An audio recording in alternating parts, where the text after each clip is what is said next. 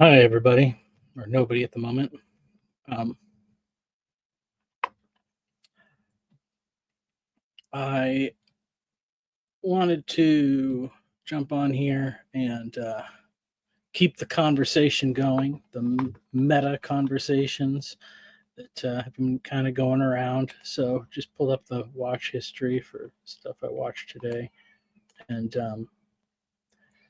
you know, uh, Luke had a live stream earlier today about Roman Catholic magisterium and the personalist conscience. He was kind of talking about like what was the, what, how does the magisterium work and all that stuff.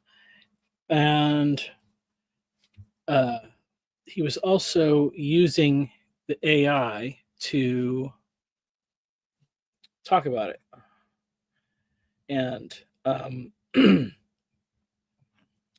since nobody's watching yet, and I have no audience,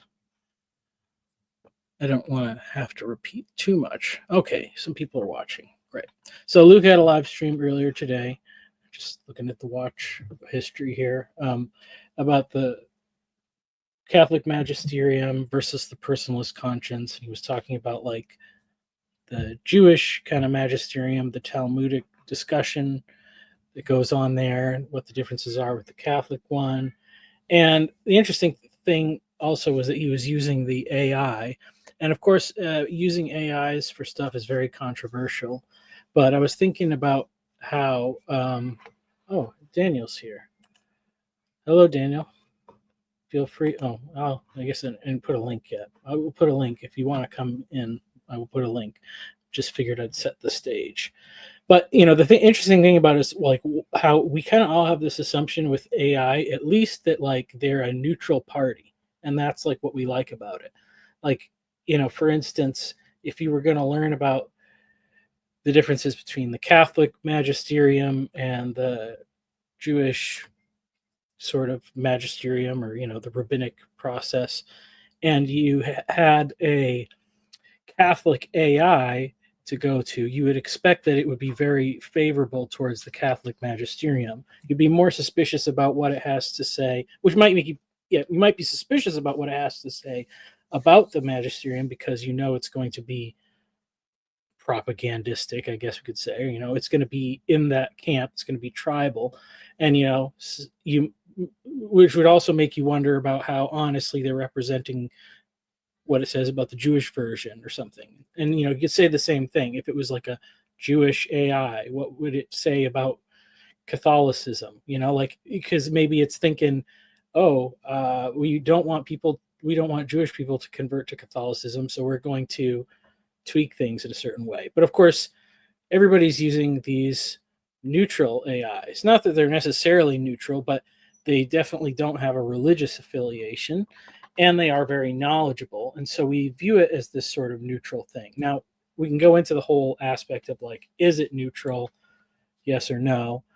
But I think it's very interesting how we have a certain level of trust from people that are not invested in a particular outcome.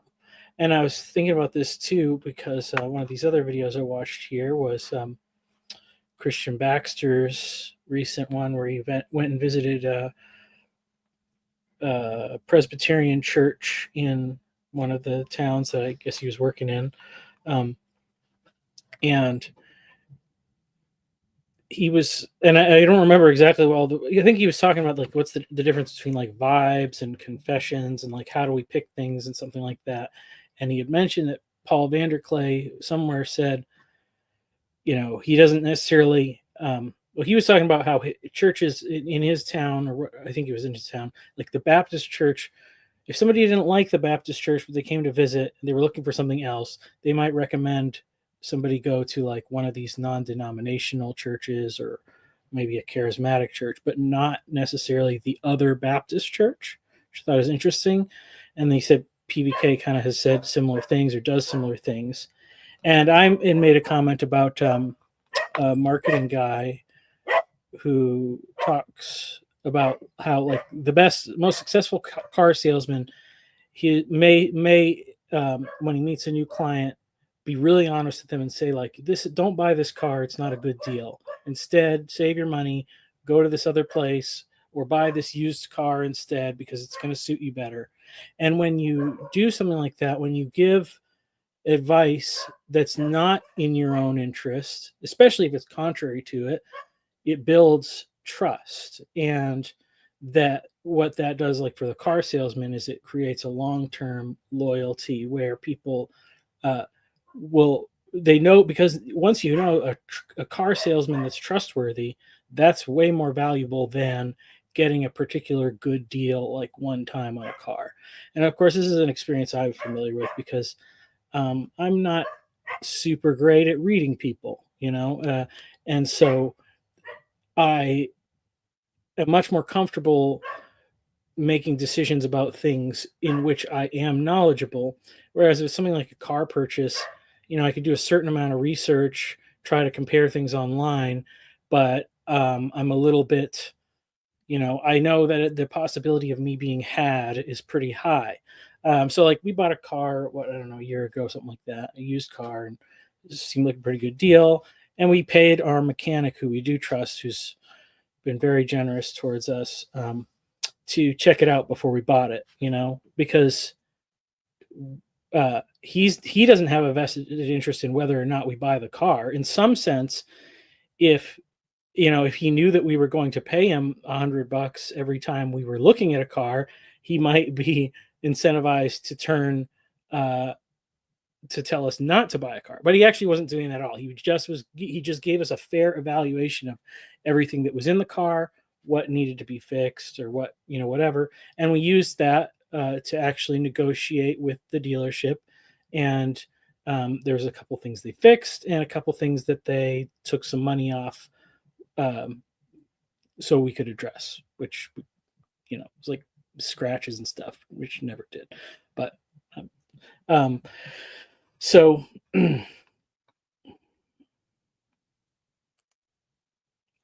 let's change Roman Catholic to Vatican Catholic to help distance Roman Protestants from pagan misused blanket Christianity. Okay. Well, I mean, I would say the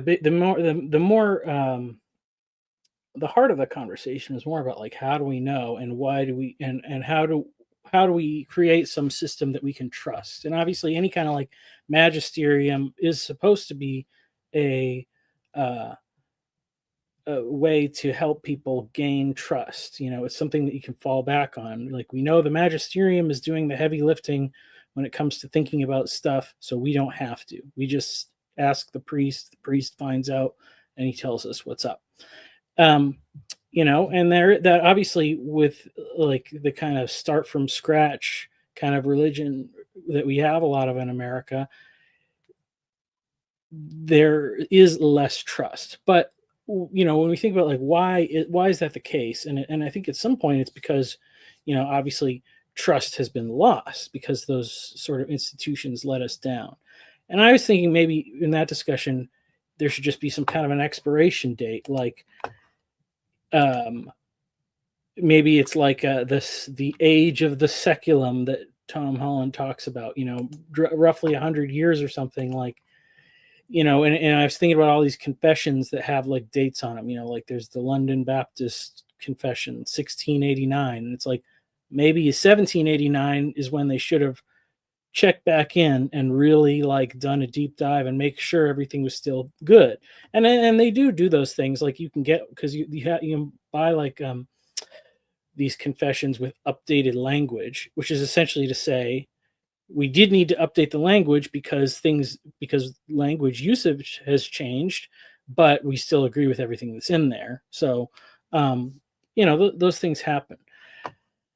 And then I watched some other videos. This one with Carl Benjamin and Bethel McGrew was very good, and then a little bit of the one with Father Stephen, and it's kind of some of these things where people say these. He had a big thing about like, oh, I used to work for the mega church, and I did, and he worked like at concerts, and he realized like it was all pure technique, and that it was manipulating people, and that he didn't like that, and so that's part of what made him want to go to uh,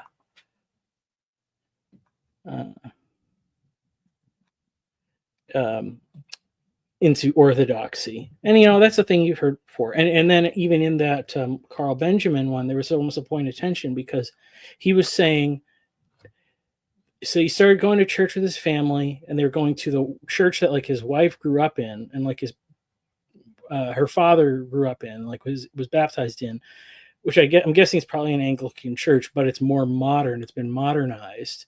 And he was saying that he wished it was more with the old hymns and things like that.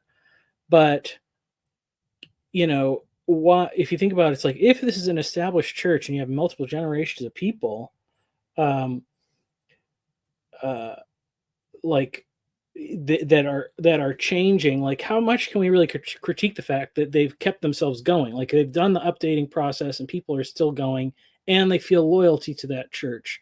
Whereas, not that there's anything wrong with wanting hymns, if that is your preference, and you can argue about the superiority of it and all that. But he was even saying like, I wish it had that, but I go here because it makes my wife happy and it's good for the kids and all that stuff. Like, and so he's making a compromise. He's weighing the different options, and obviously we all have to do that to certain degrees. Let's see. Daniel says, I think we're talking about is part of Jordan Peterson's effectiveness at turning people to Christianity when he first came on the scene. I'm not a Christian, but you should consider it. Yeah, for sure. Like the fact that, yeah, +1 for old hymns. I mean, personally, I think like, hey, we should do like, let's have a lot of different types of church and go to them.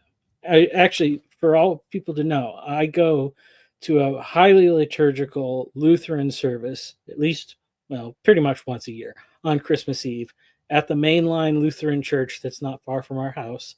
And it's not liberal, even though they have a woman pastor. Everything that's been in there has been great.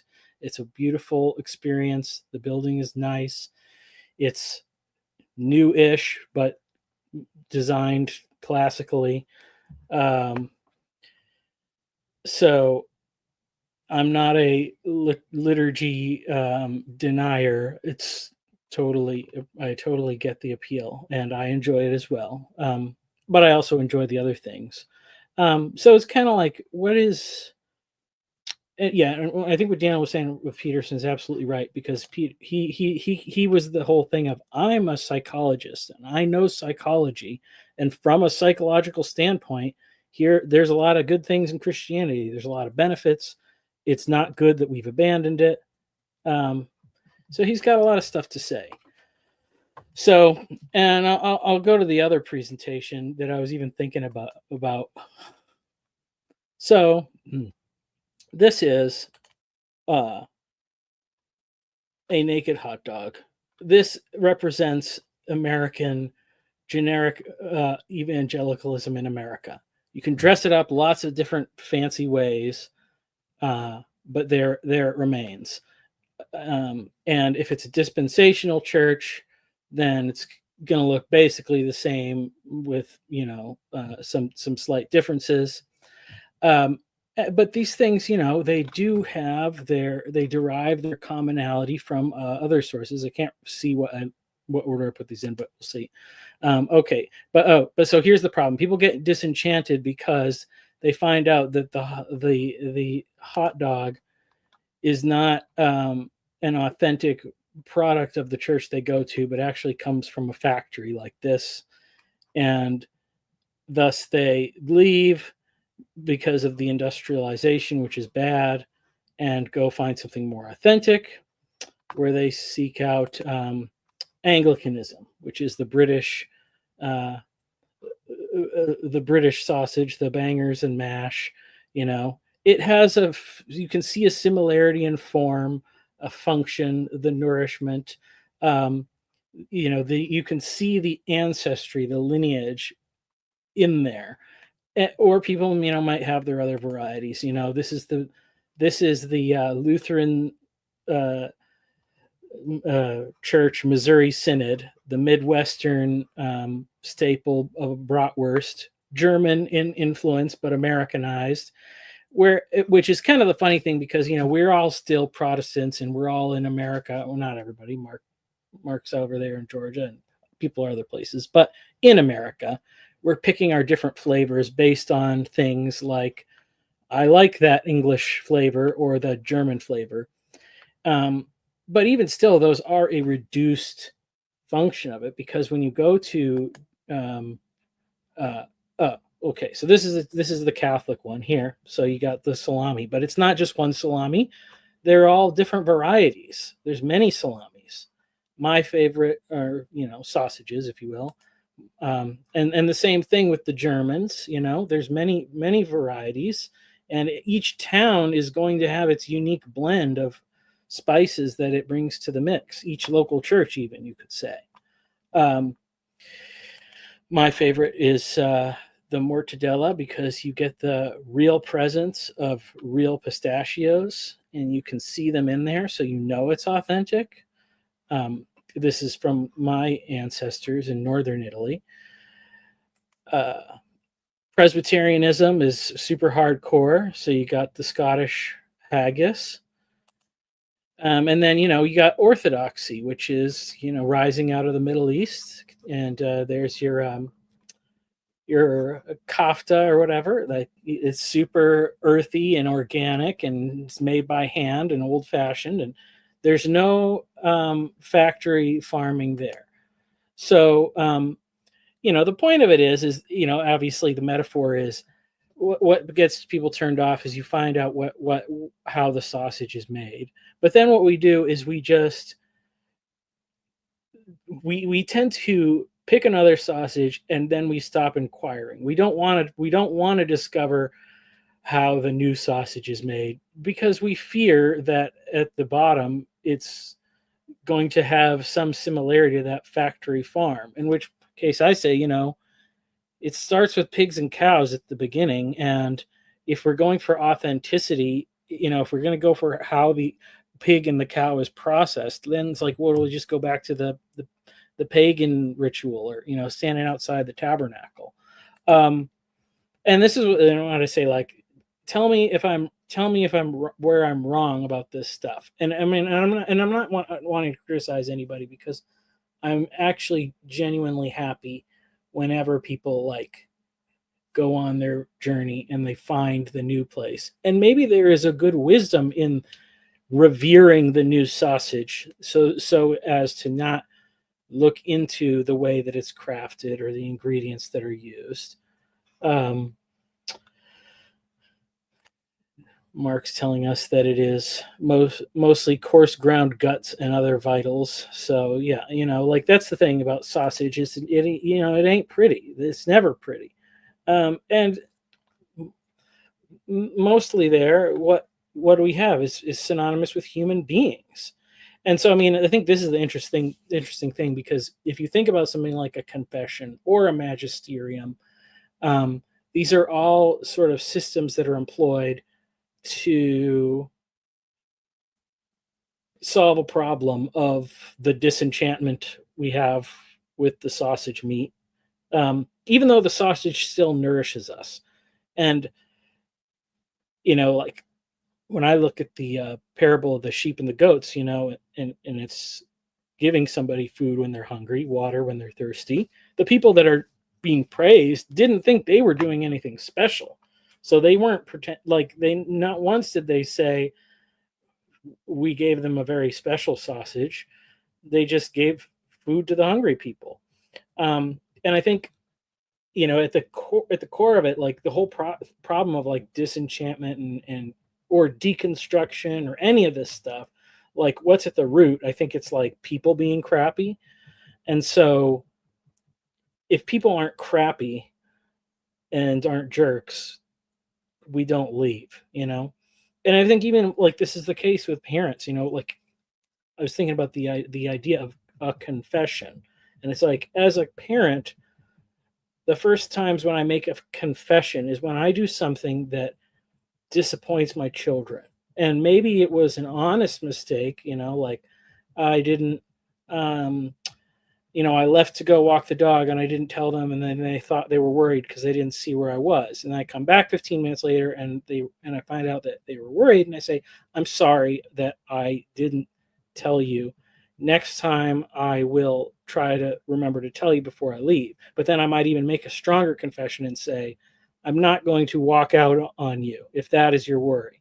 And by and large, hopefully there is, if we are consistent in our confession of the small slights, our children will believe us when we make those big confessions, which is like marriage vows. Those are confessions that you make. And unfortunately, a lot of people have not done good with that. Get this culture of divorce. And, that's probably a bigger contributor to the general spiritual malaise than anything churches in particular have done, because that's where it begins. Everything begins with the relationship with the parents.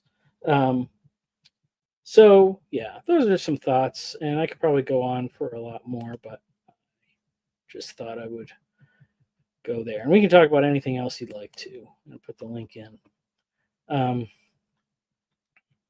But on the other extreme, I did make a long time ago a video about like LARP religion, which was kind of like the thought experiment of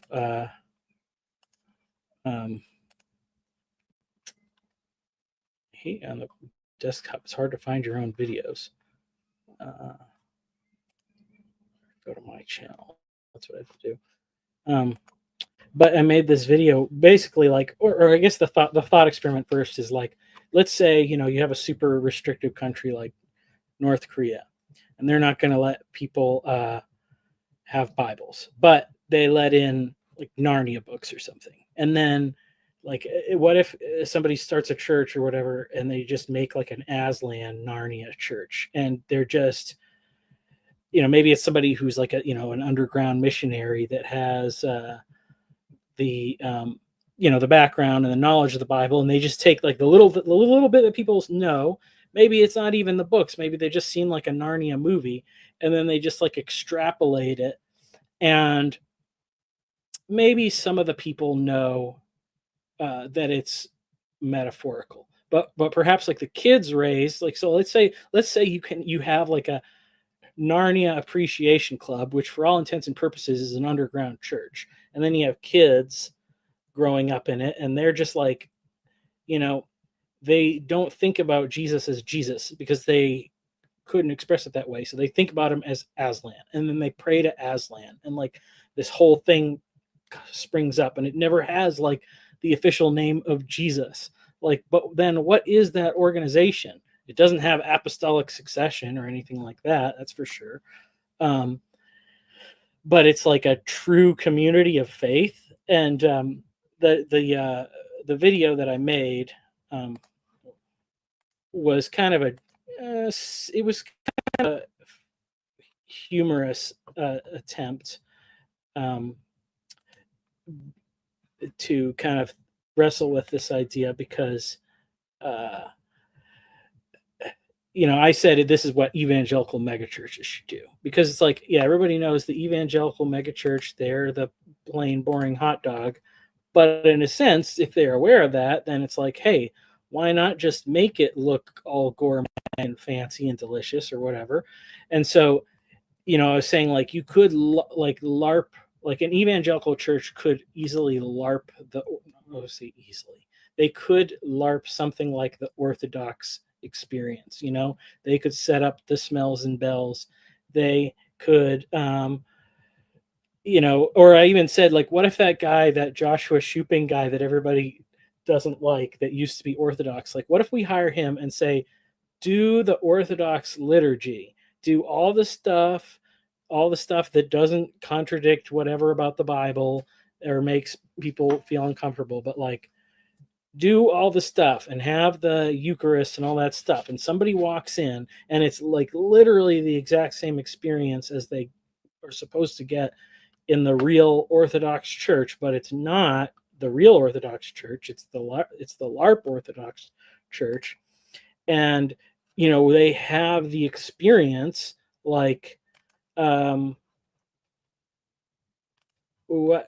what happens is that can a person like be saved or be brought into the body of Christ through that experience? Like, and I had said that's like taking it that's one way you could go, but the real way, because if you want to reach the culture and you want to be uh like really really cool, is don't worry about having Christian like imagery at all. Like, don't try to be the cool church.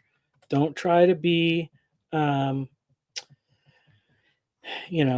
try to appeal to tradition or try to modernize. Like, let's start from scratch. Let's start from scratch with a total blank slate. And I even said, like, let's invent a new religion, a new ancient religion, translate the Bible into the new ancient religion that's fake and made up. Create a whole new aesthetic experience, a unique style of architecture. Now, you got to follow, if you use like what Christopher Alexander says, you have to develop a pattern language so you have a consistency of the appearance. But you do this stuff. You could even like you could invent like new musical instruments.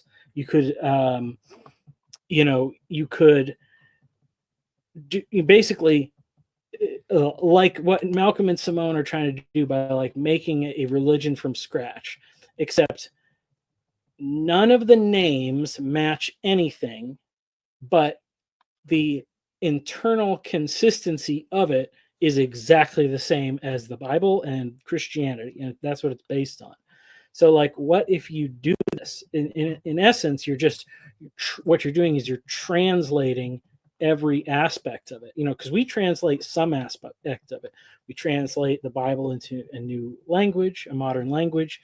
We translate the music into a new musical style. But what if we translate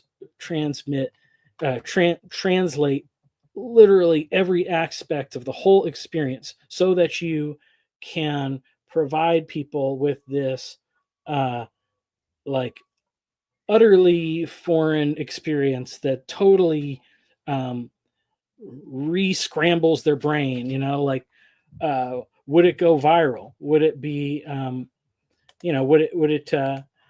what would the influence be on the culture? And and maybe it was my fault because I sort of did it in this kind of like humorous way, like the way I presented it. But that is the idea. Like, but I think the idea is really there. So so I'll just let's see. I'll just put it up because this was it's this one here that says LARP is good. Because it's still, and it's got 200 views. Because I was trying to get it. I was trying to get people to engage with the idea, and maybe this is just another good time to point out the fact that consistently my channel and the content that I produce is like 6 months ahead of the conversation that's happening. Now, Yoav is a fan. He has agreed that I am a genius and I should, I'm trying to begin to lean into that some. So my ideas are just not, and everybody else isn't ready for them yet. So maybe it is good to revisit them, because this was something that I put a year ago. Okay.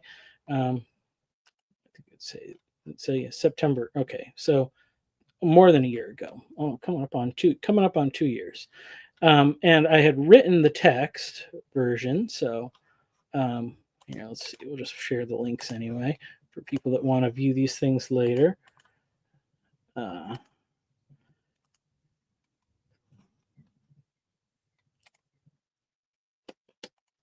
But yeah, this is the videoized version full of, you know, pictures for a more immersive experience. Let's see how far it goes. I'll just play it until somebody.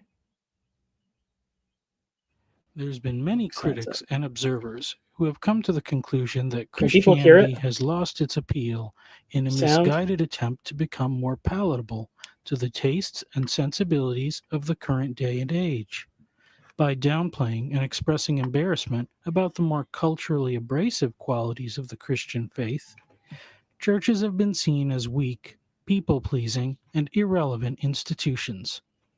It's a place for Can probably sentimental speed it up. grandmas and effeminate men with low testosterone. What can be done to reverse this trend? I suggest that we must look towards the bright spots and success stories to find the answers. Numbers are not important. What really matters is the vigor and zeal with which people are embracing those few corners of Christendom that have not succumbed to the temptation of compromise.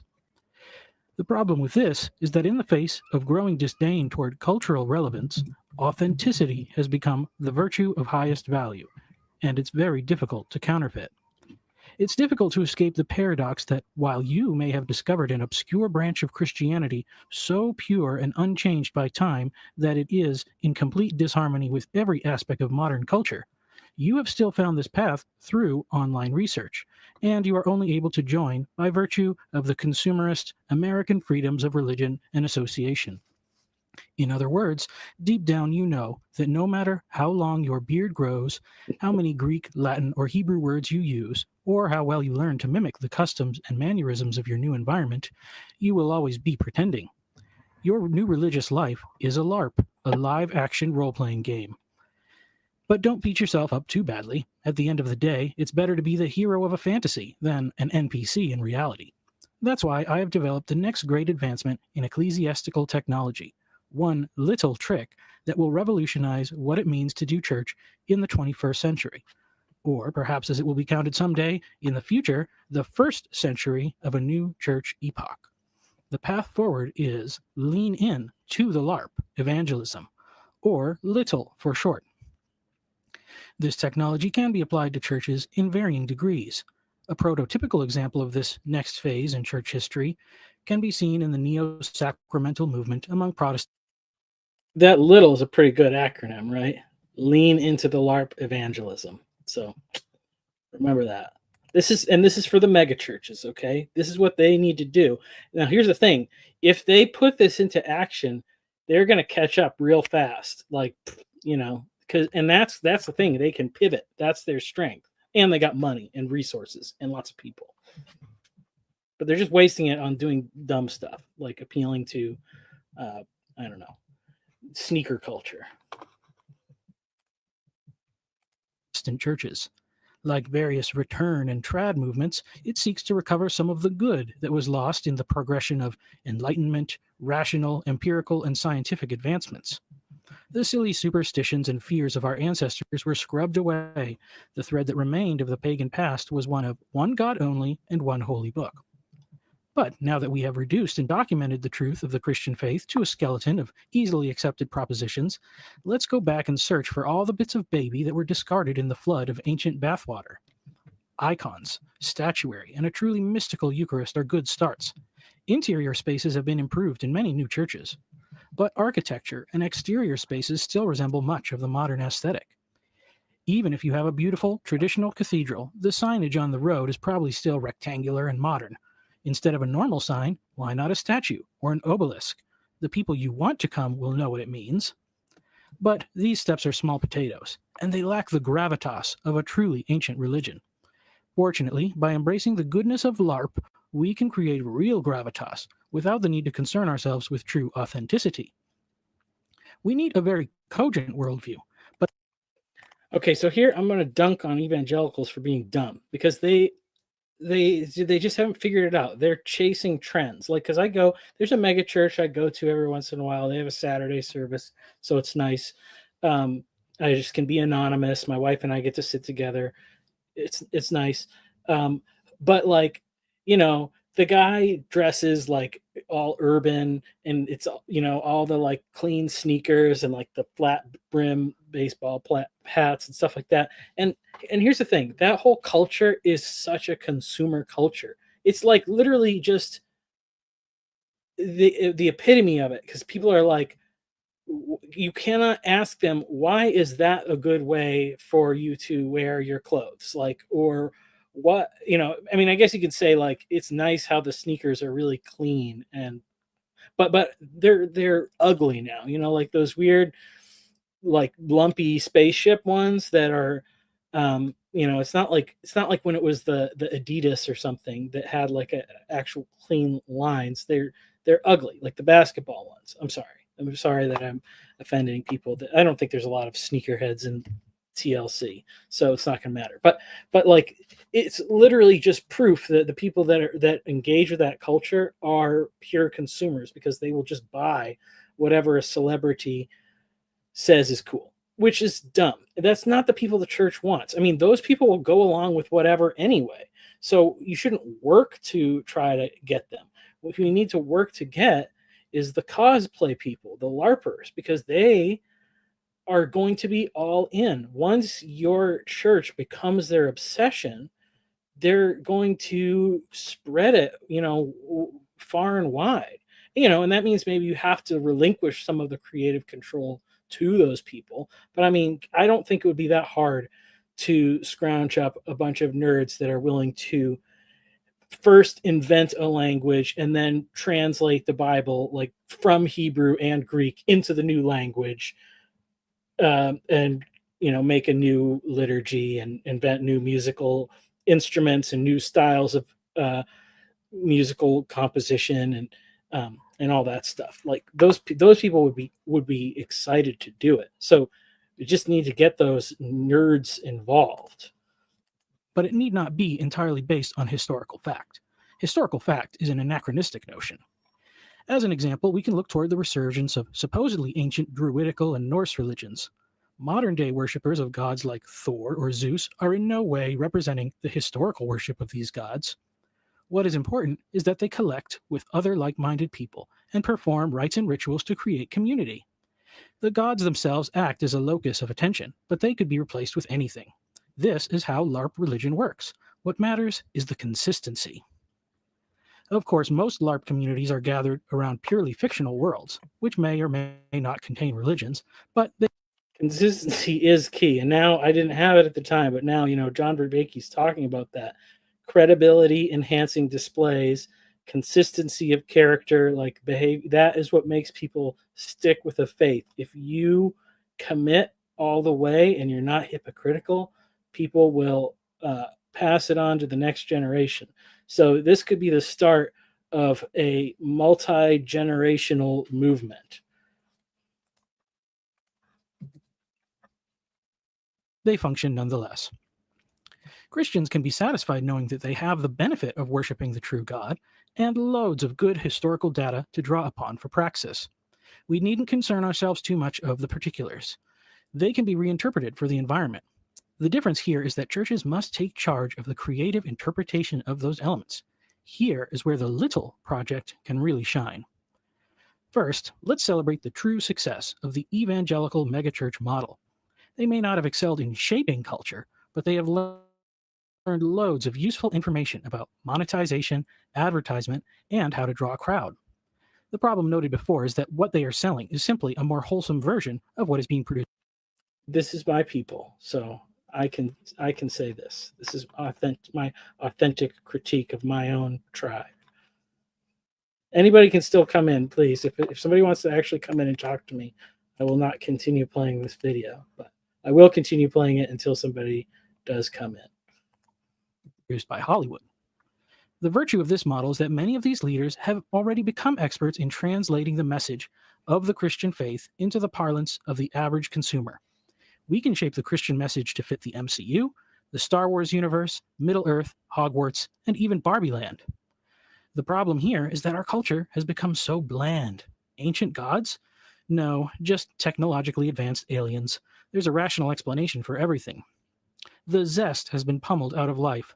Nothing spoils the excitement of illicit sex like a discussion about the terms of consent.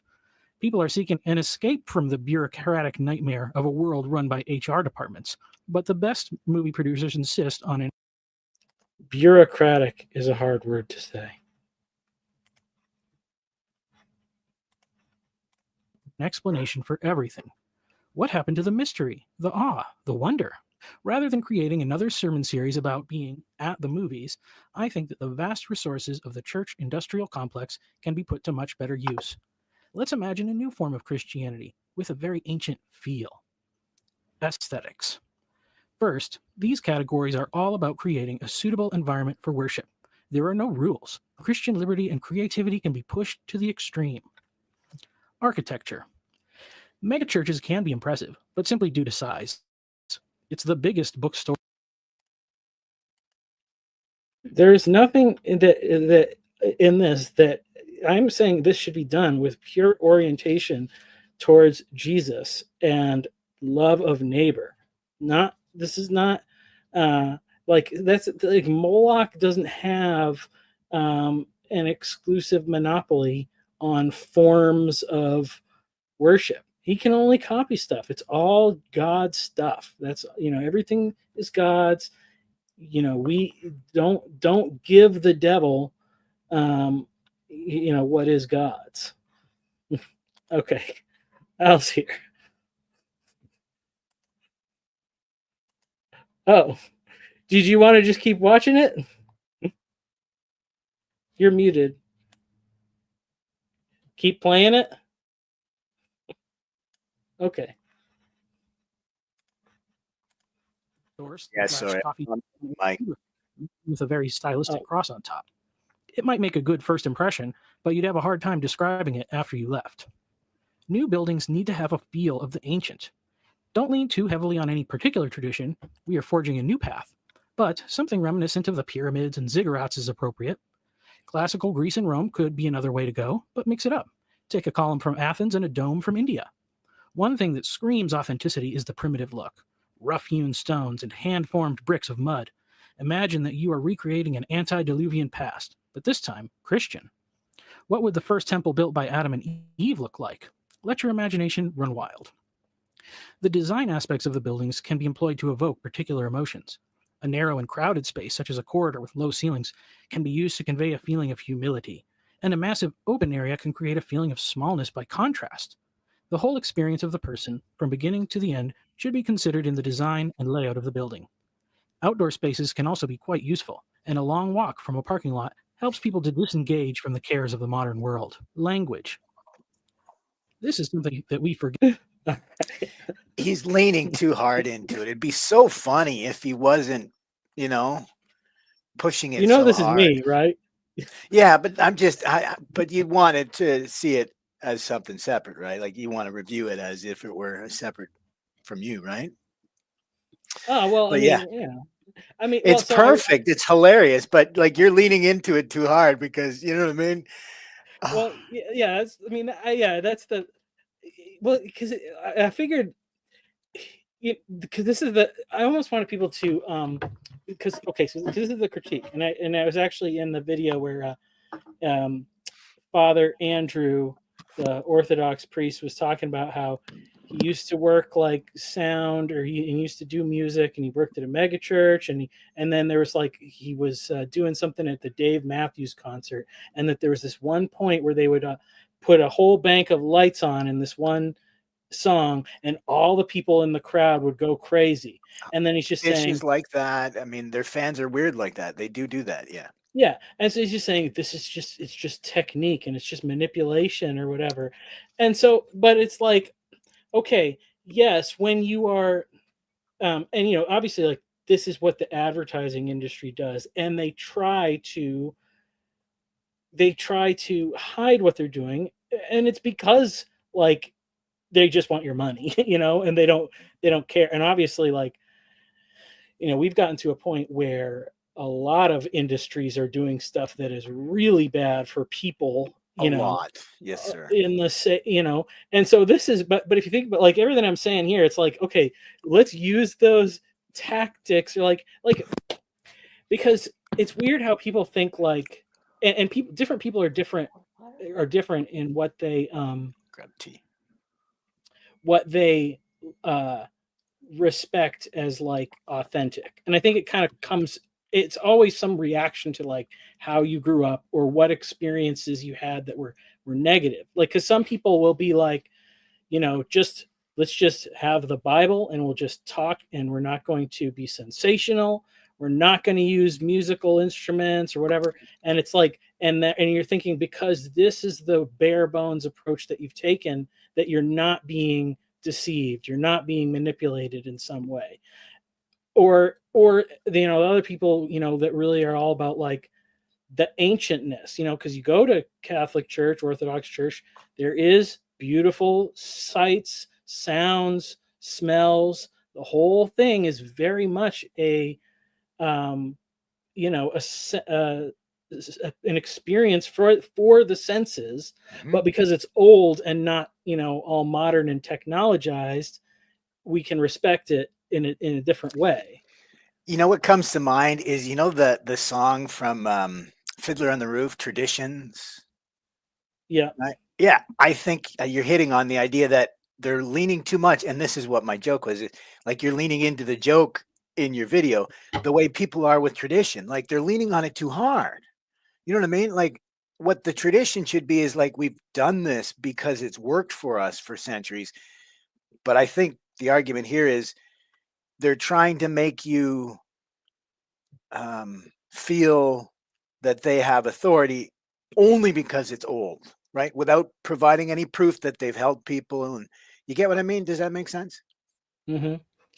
When you reject beauty, you can't hold on to truth. Are you? What are we saying? Okay, so and this is one where then I want to pull up the I made a video before, even earlier, about Jordan Peterson with the Sports Illustrated model that was more voluptuous than the typical, I guess you could say, and saying that it's not beautiful, and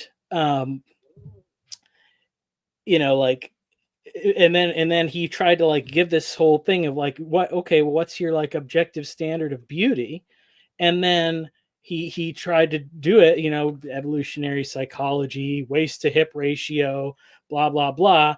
And then I made a video and said, hey, of the models that fit this mold, yes, the one that hit the numbers best was the transsexual man that looks like the a perfect woman. symmetry, you mean? Oh, Well, geez, with my all wife argues they all try to look the with the same, and waist that to hip ratio and all that stuff. And that's the thing. that's It's like, okay, funny.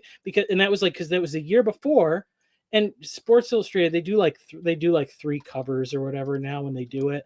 So it wasn't like the main one, but the year before they had a trans woman on the cover. He didn't say anything about that, but he made a stink because there was a woman with a little bit more weight. And I mean, I remember that. And I had to say, like, and I was the only one that said it, but it's like, I was like, oh, like that. Some people are married to women that look like that, and they love them very much and think that they are very beautiful. I mean, there's actually a whole other thing, where about what a man is looking at when he climaxes shapes his perception of desire and whatever. And so like, it's like, if you're using pornography to supplement your marital relations, you're sabotaging your relationship. But if you just keep your eyes open and whatever, you're basically create a feedback cycle where you find your spouse more and more attractive. I mean, if people are actually doing what they're supposed to do. Well, if a guy could pull away from the physical act and point to something that goes back to Taoist China. It's in Men Are From Mars, Women Are From Venus. This idea that love only lasts a fixed amount of time, and you need to develop a friendship. What else? Some other words for this idea? Like, you got to learn to not just love each other, but to appreciate each other, and that sort of idea. Yeah. Yeah. Yeah. Well, and that's even like, yeah. Well, and even this is what I would say. Even though this is sort of like a humorous presentation of religion, Yeah, what I'm, it's funny. what I I'm, think it's fabulous. what I'm trying to touch on in the fact is that like, um, so and this is probably because people have some sort of a bad experience or something goes wrong and you don't understand what it is. And I think this is something of like, um, and I think this is probably especially true with like people that are neurodivergent or something like that. Like I'm thinking as a young person, like I I had a less of okay, so I had a better intuition than most people for recognizing certain things, like the pattern recognition. Hmm. But there was an element that I was missing, which is some of that social aspect in maybe the facial expressions, the tone of voice. And so what I would do is I would intuit some pattern of behavior or things and try to guess what the right action would be to participate in a social environment. Hmm. But because I was missing some of the information, uh, it I don't get the good response. But even though I was actually recognizing things that other people were doing unconsciously, I was Hmm. noticing patterns in their behavior that they weren't paying attention to. Hmm. But the process, That's even a trauma response, my good man. Like if you have a yeah, narcissistic parent, like you end up paying attention to that sort of stuff too. So it's not just the neurodivergent anymore. It's a lot of people. yeah. And so then what happens is you second guess your intuition, Oh yes, and you only will rely on the things that you know with more certainty you can trust. So, which is objective not much. facts, rational, whatever, logic and Oh, things like so that. yeah, you resort to flattening the world to Yeah. try to make it less painful. Yeah, because that's, and I would say even it's like people don't understand, people are like don't understand why so many people are paying for like the OnlyFans or whatever. And it's like Hmm. the transactional nature of it is a feature, and people will pay for the lack of surprises. They're going to pay and that's Yeah, the they thing. get It's what they like, want. I mean, it's the I same get what thing. you mean. It's the same thing. It's funny. It's like if you drive by like a strip club on like a weekday morning and they're having Mhm. like breakfast, it's like Yeah, the guys that are in there are not in there because they're really um like uh horny or whatever. They're in there because they have they like the trustworthiness of that transactional relationship. They would rather have this disintegrated transactional relationship with women who will pretend to be kind, pretend to care about them, and not surprise them, rather than hmm, going on dates and being rejected and having the bad experience, stuff like this. And um and not very beautiful though in the end, is it? no, it's not. Well, it's not. It's a tragedy. But I mean, Yeah. that's the problem, is that and I think some of that is, I wouldn't say it's capitalism run wild necessarily, but it is. But there's certainly because I think that I think there are good aspects of markets, but markets that are solely driven by the bottom line or whatever, Hmm. um, they have no moral compass. They have no way to determine like what is good or not good for society, and so, and oftentimes, the things that are destructive towards people, Sell very well. or even if it's, and or sometimes it may just be people on the margin, because it's like there was like the town drunk, even Yeah. if there wasn't like a drug epidemic or something like that. And it's because like that guy had the least coping skills of Yeah. everybody else in the town. But now we're I just, wonder if he was just an archetype. That follow me here, though. I wonder if he's an archetype, like in uh, what is it? People's second favorite book next to the Bible in English is To Kill a Mockingbird, and I kind of read the drunk character in there as an archetype of the shadow in all of us. What do you think of that idea? That right? It's been so long since I read Blaming it. it? No, but on anything. This idea Yeah. that we have an archetype, because this leads into what we were talking about earlier about what is beauty. Because I went and looked what Jung said about beauty to see if it resonated with some of his influences. But what I mean by that is maybe this is actually an archetype to make us, oh, night, Mark. Sorry you couldn't stay longer, but that's what happens when you live over there, right? I wonder if we turn it into an archetype to make it easier, as because we don't want to wrestle with the darkness that we have within us. So we try to say, oh, the town drunk, but we have in us any of those archetypes that, like the Lothario and the drunk and the drug abuser. What do you think of that idea? Oh yeah, I mean for sure. Well, I mean that's the thing, and that's even where it's like, oh, once so being being like most self-centered people or whatever, I first look to externalize the external sources of all the problems in my life. Mm. But then on being exposed to other people's stories and more experiences, realize that on the whole, like I've been very lucky and very fortunate. And then that, actually I begin to appreciate the circumstances that I had. But I realized that if circumstances were different, I very easily could have been that drunk, town drunk or whatever. The worst example of yourself. Yeah. Or even to think about like the feeling of isolation, that maybe that drives one person to just being to solitude and being alone and like drinking or something like that.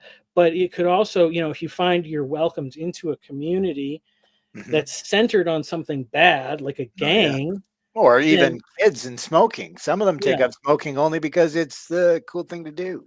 Yeah. I mean, so it's like, and then you realize like, well, how much can I pass judgment on that other person?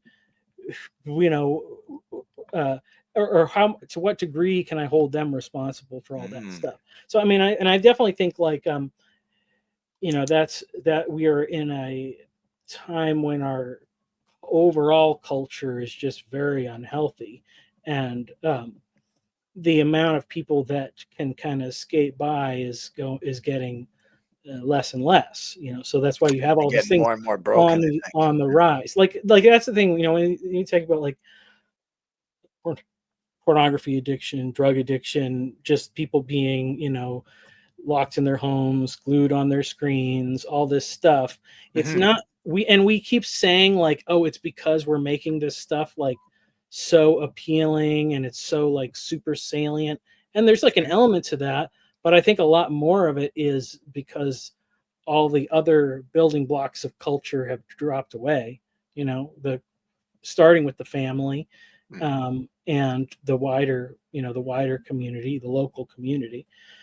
So yes, it all boils down to community, and I agree with that. Yeah.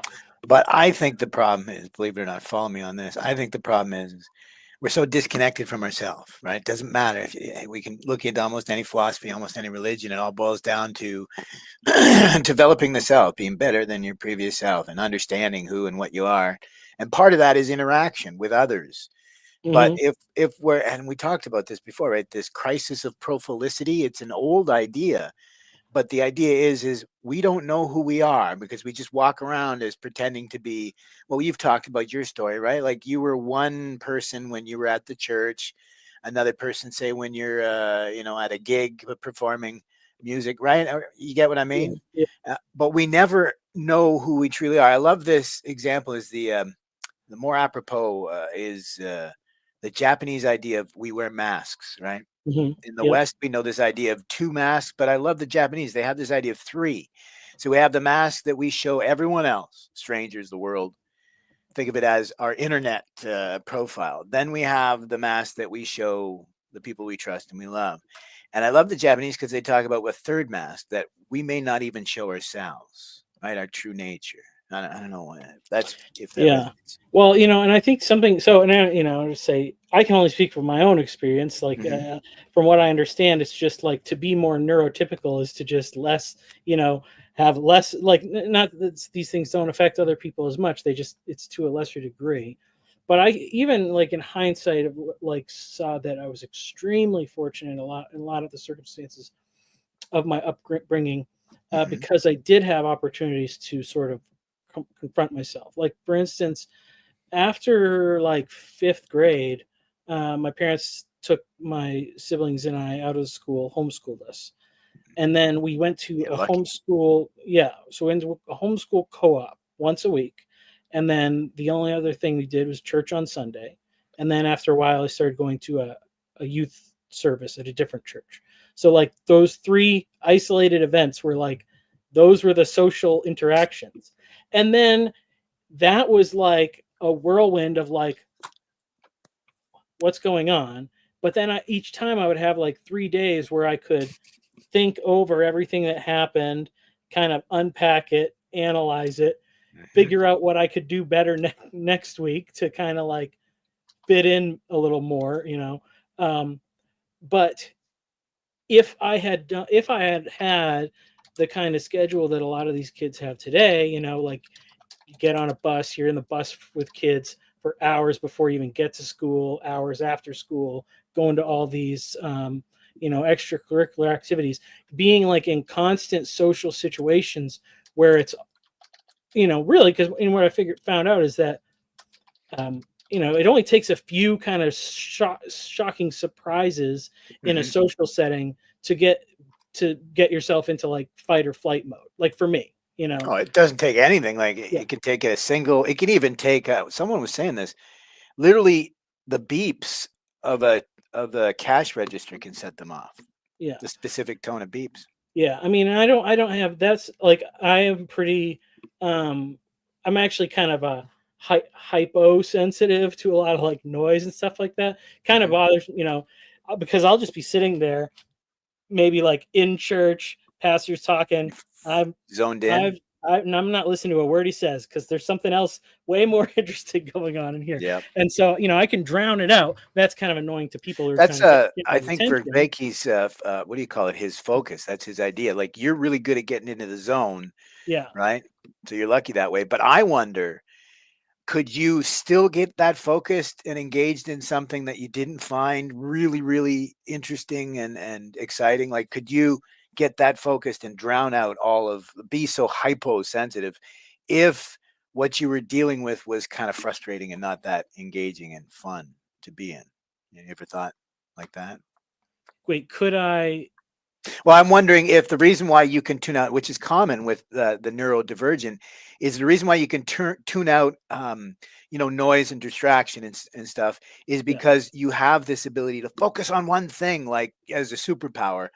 But I wonder, have you ever seen that? Maybe it's not that the focus.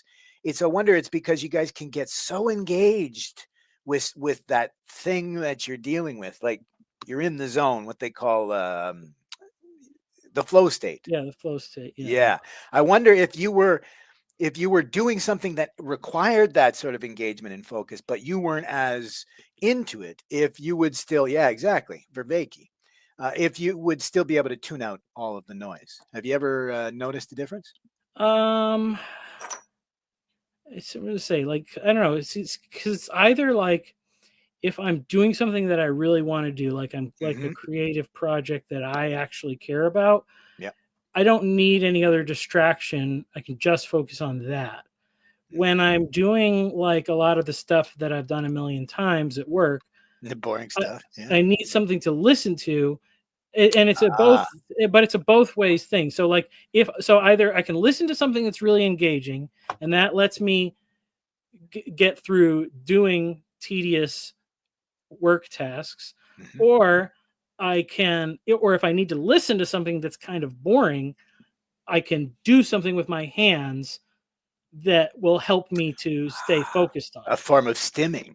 Yes, it's definitely stim. Like I just realized, like, okay, I play guitar, I build things, I work You with got a tools. whole series of stims. Everything that I do is stims. They're just socially acceptable stims. Yes, and I And believe we all have that. sometimes Think about it. profitable ones too. Yeah. Oh, well, you're lucky there then. Yeah, because your passion and profit is not regularly found to coincide. Yeah. You're Well, lucky man. there. I should say, I can make an hourly wage based on them. It's Mhm. not. No, that's what I mean exactly. Yeah, Yeah. but it's not making me rich, but it's helping me to get by. That's for sure. But yeah, but I mean, that's the thing. That's like, yeah, like I need a certain threshold of like stimulus, I guess, Mhm. either intellectually or physically to, That's the um, bleeding edge of how we get people to learn.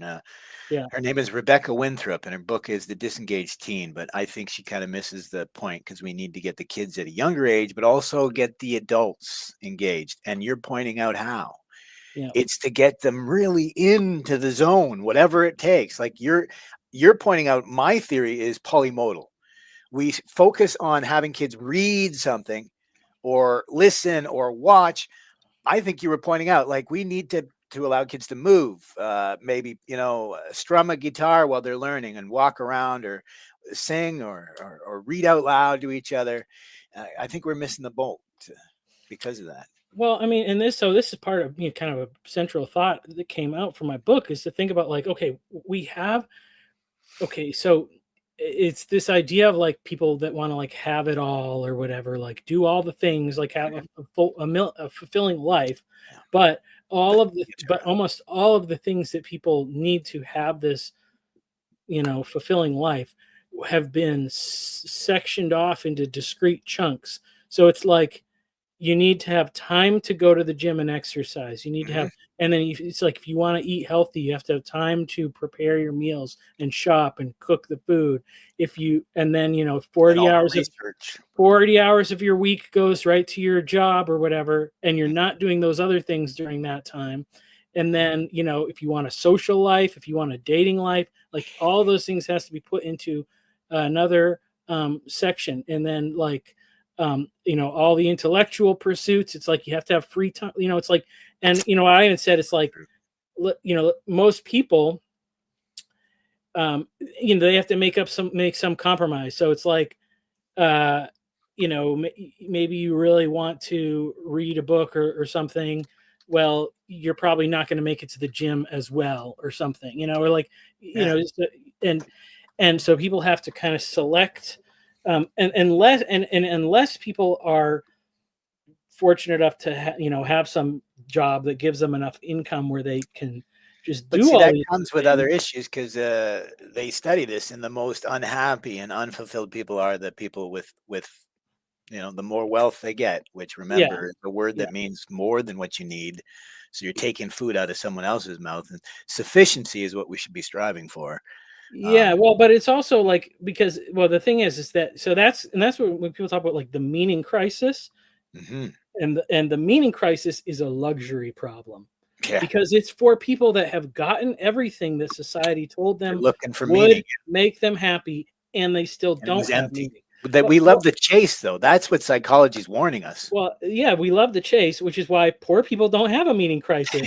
They have, Yeah, yeah, they have a money crisis or a food yeah, crisis, or whatever. or Yeah, whatever. Yeah. So, whatever you're in, like, and that's, so having those pursuits, yeah, but that's a like, good point. Yeah. but then the best thing, or whatever the ideal would be, that you could solve those things with other people in a creative pursuit. Because if you think Yeah, about this, yeah. if you live on live in a small town or a farm or something like that, like, look at those Amish guys raising a barn Yeah, together. it's They're creation every day. talking, they're getting physical exercise, they're exercising their fine motor skills in the technical aspects of the work. They're They're making talking to use. each other.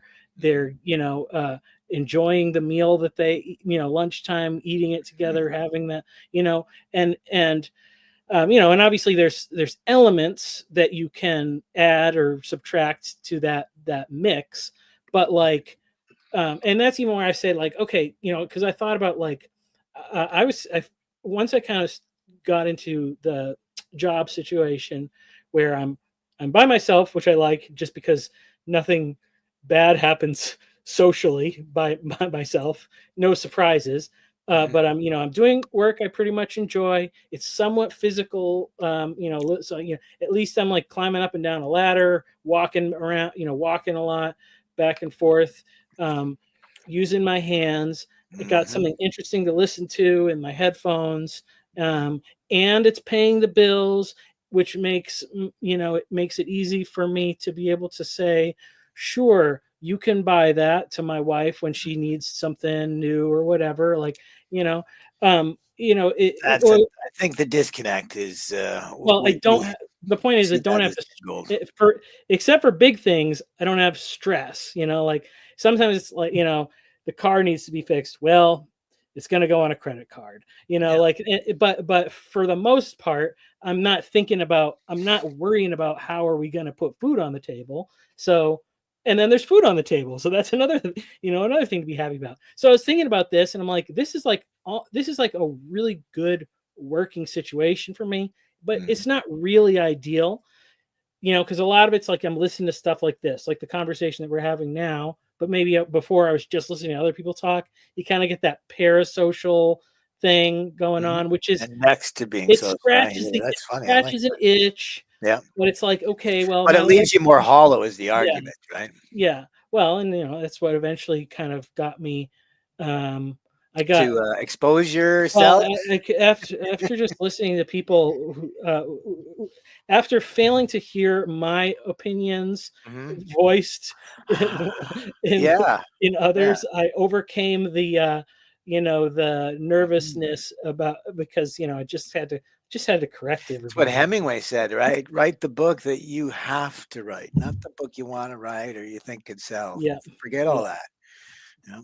You're So I so mean, right. so as I said, like I stumbled onto um and so it's like, well, I'm like more mentally happy, spiritually happy. I'm enjoying life now a lot more, even Closer though, to that contentment, right? yes, even though on paper, like what I was doing wasn't like as meaningful as when I was working for the church full time or something like that. Mhm. But then that was saying, showing me something about like how we as humans are meant to thrive, and but still to see that it didn't have it all the way, and and then I think as I get older, the thing is that I want to be pouring into other people and helping them get those things. And that's where I see even the struggle is like Tough. young people, especially young guys. It's like they can't get out of the parents' basement. Like And they they've don't. just given up, though, Yeah, that's the problem. A yeah, lot of them that I speak to just do not see any hope, and that's what Viktor Frankl warned. He said, "You can take anything away except hope." yeah, yeah.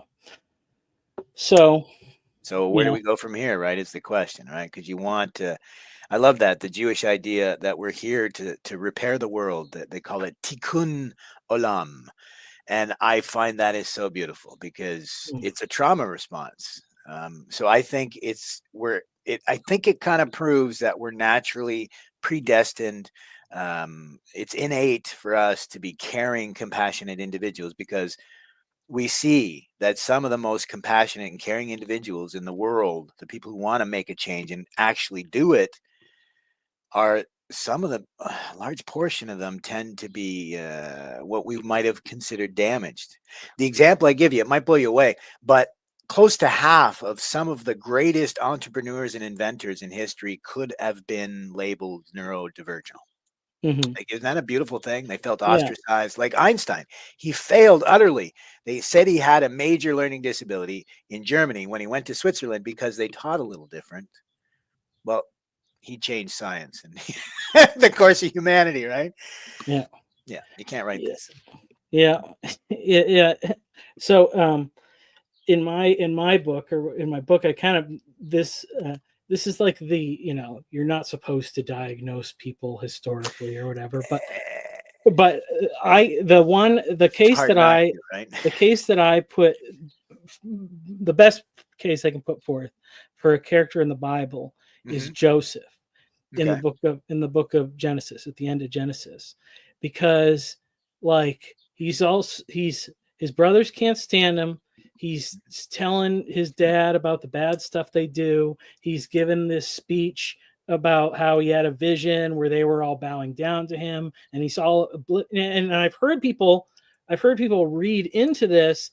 Well, he was kind of a smart aleck. He was an obnoxious guy, but it's like, okay, but he's like, there's nothing that says that. You're just projecting that into it. It doesn't say that at all.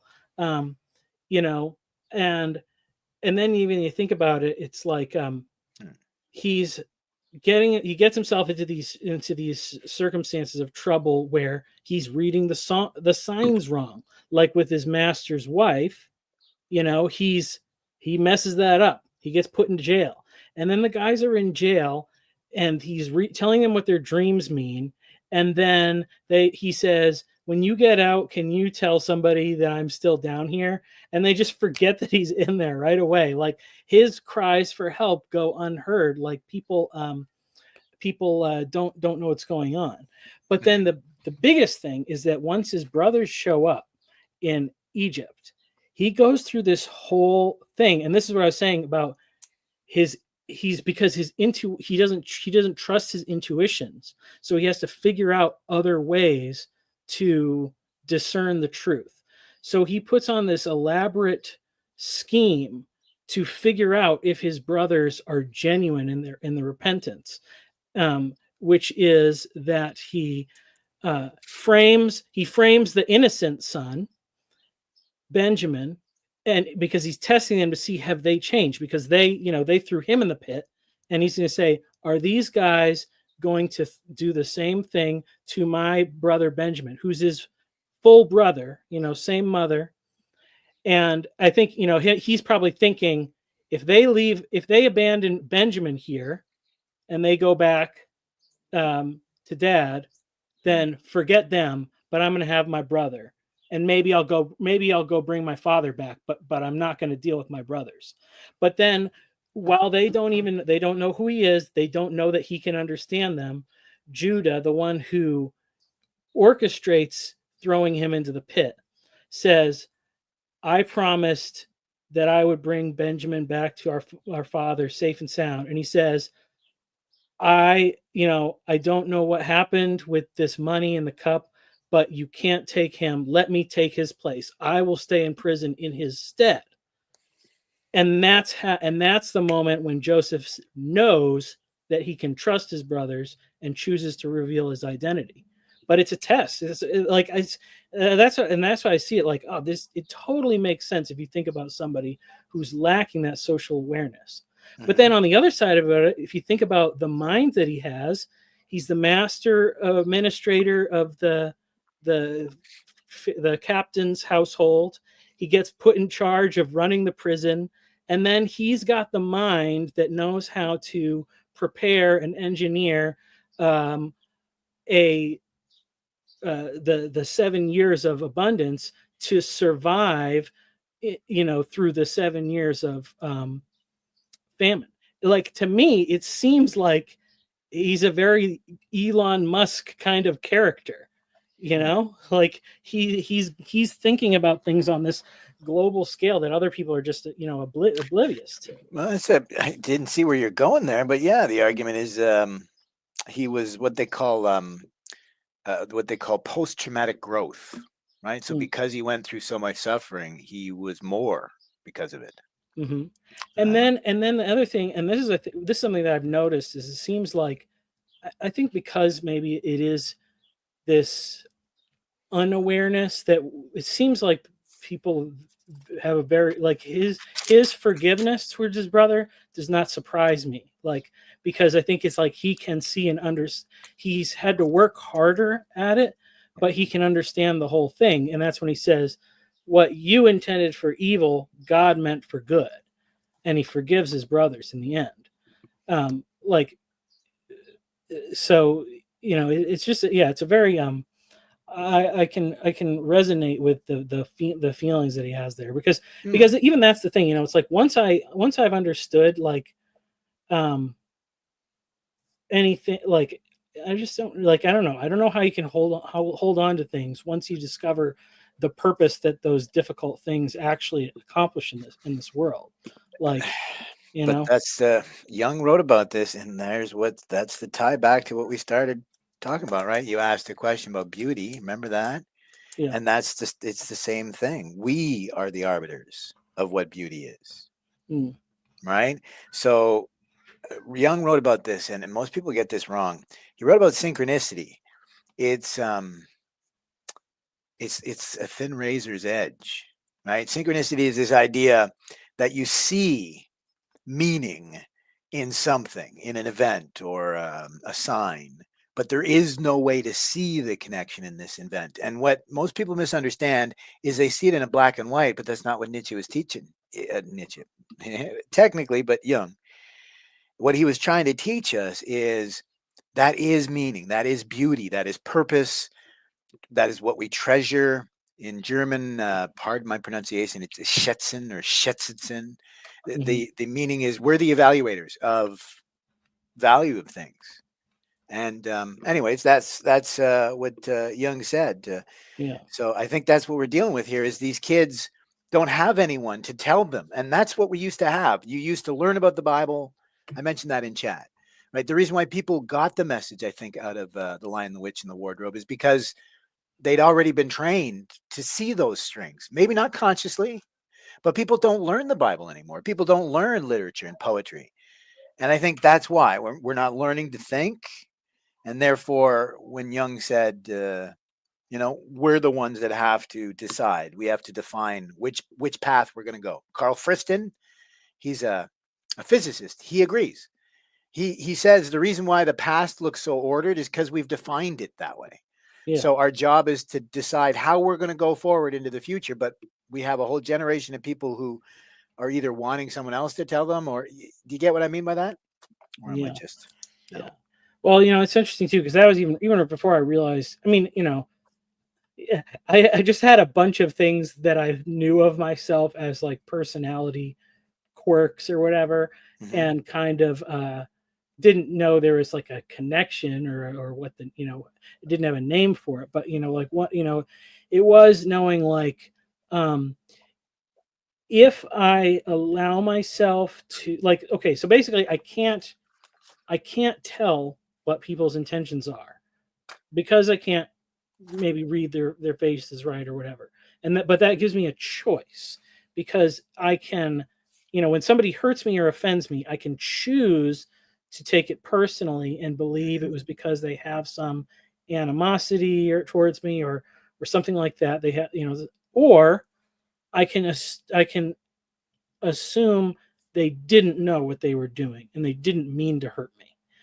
And basically what I realize is if I just because I can't tell very well intuitively or whatever, No. if I allow myself to entertain the thought that somebody has some grudge against me or there's something in my personality that's abrasive or offensive, and that's what well, I try to correct those things. But basically, if I allow myself to think that like think the worst of people, I Mhm. realize I could just fixate on it and I could just go down a dark hole.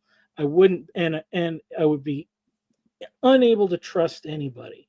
And it just wouldn't have a good Yeah, outcome, you that's what know? we're living in, Yeah. doomerism. And, Yeah. yep. But with that choice, I can instead choose to assume the best of people. And what Christianity affords is a recognition that I can and will be hurt by trying to walk that path. Mhm. Sometimes I will be taken advantage of, but that's okay because I can forgive them and because Christ has already walked that path before me. You have a purpose. He took it all, he took all of the pain and offense and he took everything on. So I think that's what he meant to pick up your yeah, cross, yeah. right? And so, and it's Life funny, is it's a like messy business. yeah, and like, it's like and when the like that was even with like the whole with all the pandemic stuff, it was like I was like I can't entertain these thoughts too much. I Mhm. have to find a way forward, like to focus on the what, instead of like what is been taken away or what doors are closed. Look Mhm. and find what path is Yeah. open, what doors are On the open. bright side of Yeah, life. That was yeah, a Monty Python song. yeah, yeah. And in that sense, then that's when I come back to that parable. Oh, and this is actually interesting. So the parable of the sheep and the goats, Hmm. it actually comes. Jesus is like basically quoting a book called I think it's called the testimony of Joseph. And so those were words that were, we don't know if he said it or not because it's pseudo epigrapha or whatever, but Hmm. it's purported to be the character of Joseph, and that's what he's saying basically to God, like that through all those things, when he was hungry, when he was thirsty, when he was naked, God was there for him. And then Christ is putting the responsibility on us to do that towards others. And those things are like so basic, but they're also more complicated than that. Like because as I say, like when people are saying like I'm hungry, and say like give them something to eat. There's lots of people giving people food to eat, but what we have to say, like, why are they saying they're hungry? And it's because they haven't learned any self-sufficiency. And so when people are asking those questions, the proper answer is not just to give them food to eat. Maybe it is in the immediate, but it really is to dig down and figure out why why are these people having these problems. And I think that's kind of where, for one thing, we don't like to do that with the people that are really inconvenient, all the mentally handicapped people and the homeless people and stuff like that. But we also really fail to recognize how much regular looking people are struggling in those ways. And I think people are, that's what the online doom is, in effect. It is a voice crying out for something that they can't even articulate necessarily. Yeah. um, Well, but or like that whole like the incel thing, like the guys that can't get a girl, can't get a date, and they're just projecting everything on this, like tall rich guys. hmm. But what they're really saying is, I don't have a path forward. I don't know how to get from where I am to anywhere better. And that's the stuff that we need to address. I think that was perfect, dude. If you don't mind, I can actually read a little section from the Testament of Joseph, Sure. part of the Testaments of the 12 Patriarchs. It's perfect. It is apocryphal, but it's right around the time second Yeah, Second BC. Temple. Yeah, well, yeah, it depends. Well, But here's the quote: "You see, my children, how long suffering and merciful is the Lord. He has saved me from every evil, and he has loved me as the apple of his eye, because I did not betray him in works or in word, in thought or in deed." It's beautiful. It's exactly the lesson in Job, but it's much more clear, right? hmm, The idea that you have to be certain in your path, well, in your purpose. yeah. Well, and it's like, because there's some things, even, like there's some it's like, I think about, like, there are people who maybe approach like the idea of having a lot of notches in their belt within, in regards to like with women or something like that. And it's Hmm. like, yeah, that is a certain accomplishment. Not everybody can do that. Some people are more successful than others. But then it's like there's also an accomplishment that comes from being faithful to one woman for your whole life, through thick and thin and all that. And that's one where it's like, you can't be wishy-washy about it. If you want to reach that goal, you just have to commit no matter what. And Takes devotion and yeah, commitment. so it's, figuring out which of those goals you put on is really good. But I think this goes back to, I think we're up to maybe 3 generations of people who can't think this stuff through Yeah, because they've never been taught how to, right? They're not shown how to read, how to think, how to write, how to be. So when this stuff comes up, they don't think it through. Do you get what I mean? yeah. Well, and this is the serious point. behind my kind of funny video is because obviously, like, it's because there's so much lostness that people are kind of like making this cry, like, let's return to tradition. Yeah. And for one thing, unless if a tradition is really alive, which, I guess we could say it is really alive in some, in things like the Orthodox Church to a certain degree, certainly as regards to like the liturgy. They do have that continuous element. I don't know how much the whole, that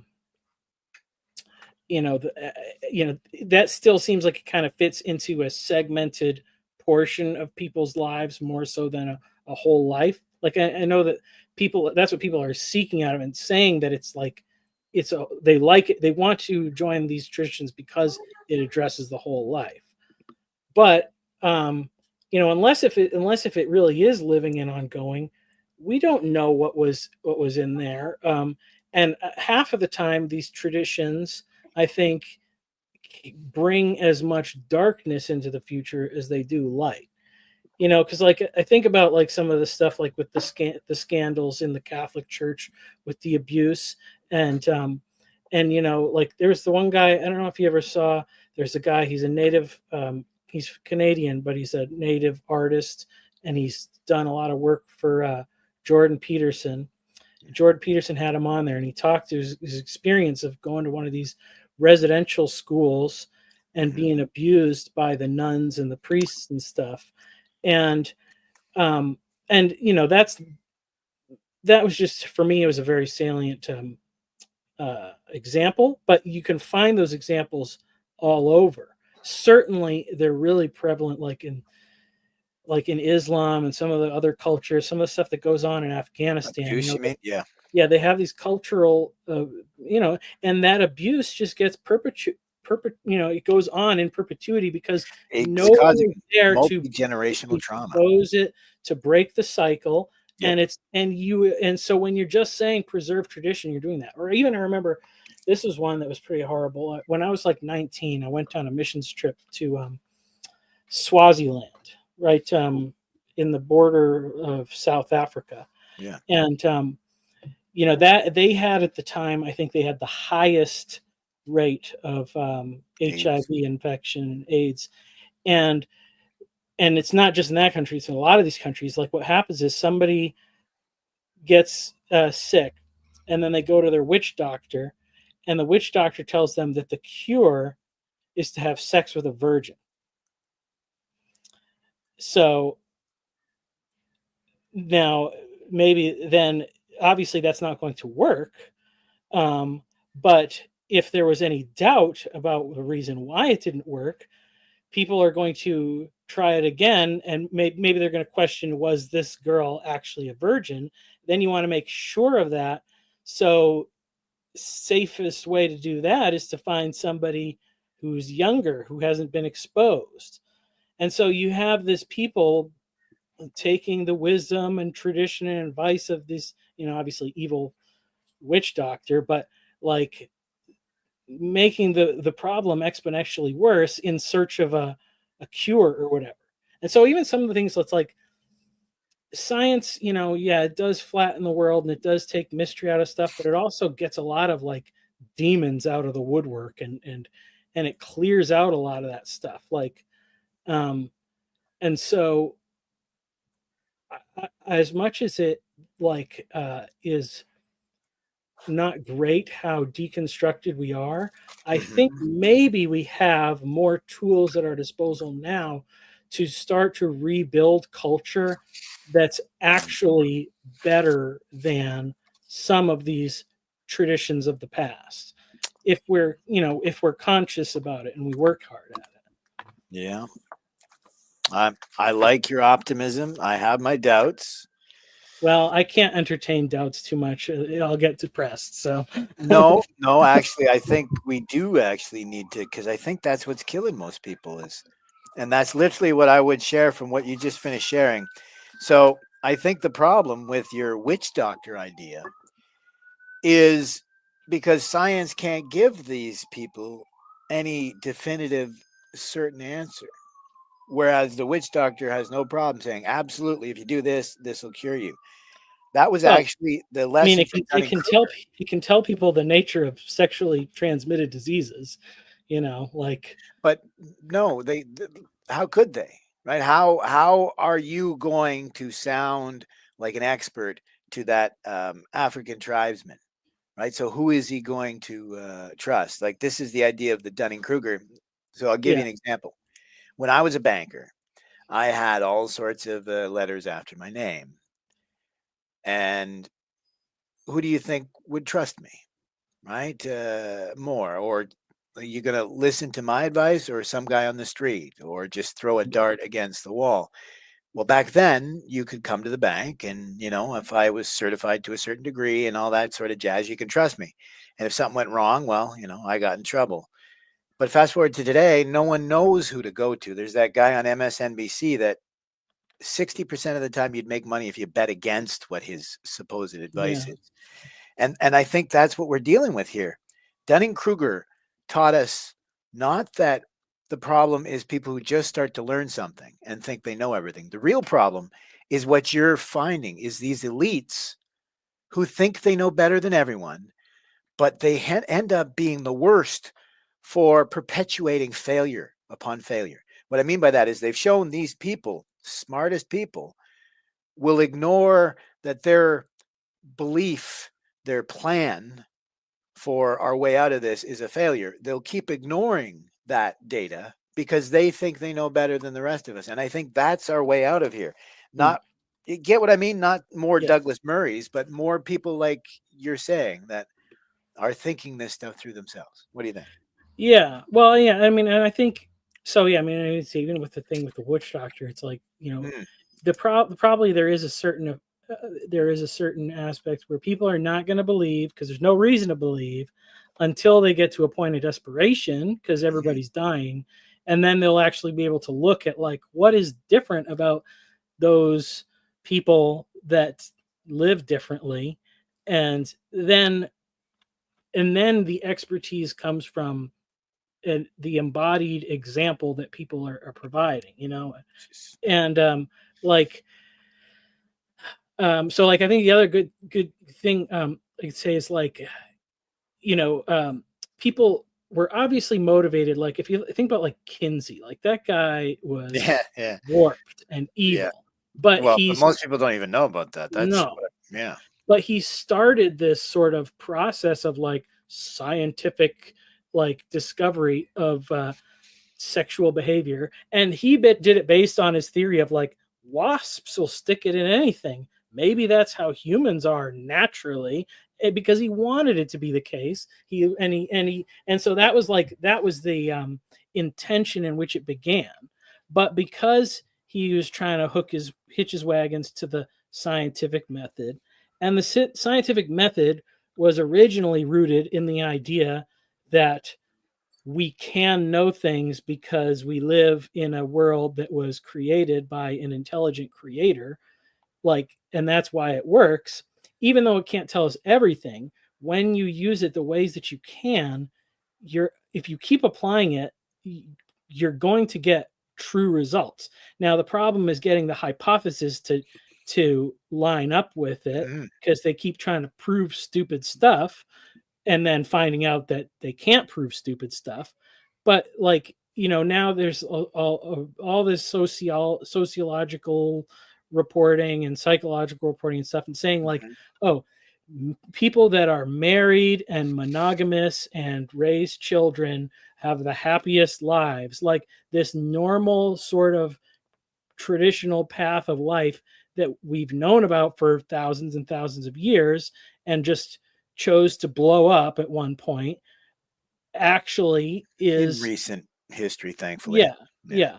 yeah, it's actually there was some reason behind it. So like, if anybody, and that's the thing, I even see with Mm, people like Peterson, because what first got me interested in Peterson is that he really trusted, um, he really knew his stuff on a psychological level. mhm. He really knows his psychology, and then he kept being surprised when he's reading into the Bible how the tools of psychology that he learned kept authenticating what he was reading. He was saying the stories in this book and the way the people, this is like real. It's not fiction. It's not made up by somebody that has no idea about this stuff. Yeah. Like, Came and from some sort of authority. yeah. And so like, and that's the thing, there is a lot of these different tools that we can develop to try to make truth. They're not Yeah. perfect. They're not perfect. None of them are infallible. But if you get enough of them, or if you get enough people who know enough different ones, Yep. and you look at the points where they converge, you're going to hone in on something that's very close to the truth and tends to line up with a lot of stuff you find in the Bible. You know, as these Can I be pedantic quickly Yeah. and just remind people that it's actually the discernment that was given to us by God. And I would point to Deuteronomy chapters 5 and 6. And it talks about that. I think it's okay. This is just my own personal opinion. I think it's weird that people call for extra power from God to accomplish great things when it's clear in the Bible that we've already been given that ability. And all God is waiting for is for us to make that manifest in the world, right? We know right from wrong and we want to see the world better. And God has this heart. That's Deuteronomy 5:29. God has this heart hoping that we will make it manifest. You get what I mean? Or am I just talking in the void here? Like, am I wasting my time? I'm talking crazy stuff. Like, yeah. you know what I mean? Yeah, I think we're making sense. I think we're I don't figuring know though. It's hard to tell, right? Because when you're Well, blazing a new path, I feel less crazy the more you tell me that my ideas are good. That's what I've been looking for. So well, we have to be careful though, because like I said, you know, we all fail. Actually, you hit on this earlier. It's a psychology by a book called Hardwiring Happiness by I can't remember his exact name. He's got a PhD.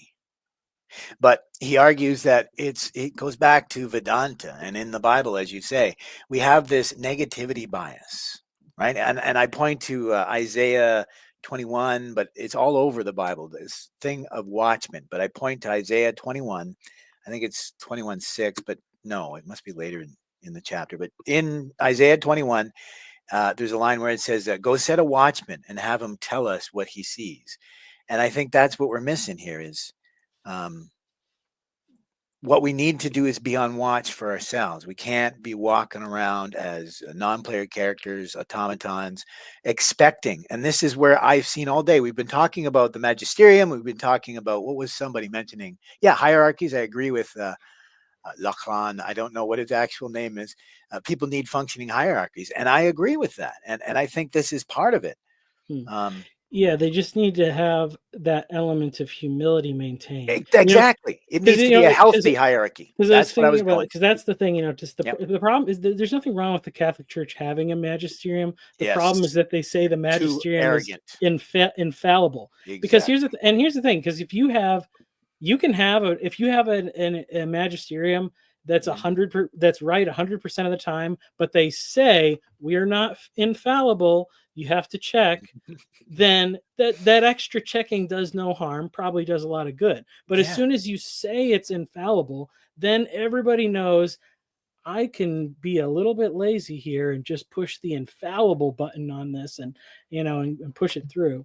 And that's just, and that's just that it's temptation lazy. Is there. Yeah. The other funny one that I know is like, the whole like documentary hypothesis of like that the Torah is constructed of different sources, the JEDP, and like once that hit the scene, it's funny because I'll go to Goodwill and I'll buy like whatever old books they have on the Bible and stuff. I don't really look at them too much while I'm in the store because they're cheap. Oh, you just grab them anyways? No, I'm the opposite. I'm careful because there's a lot of crap ones out there, right?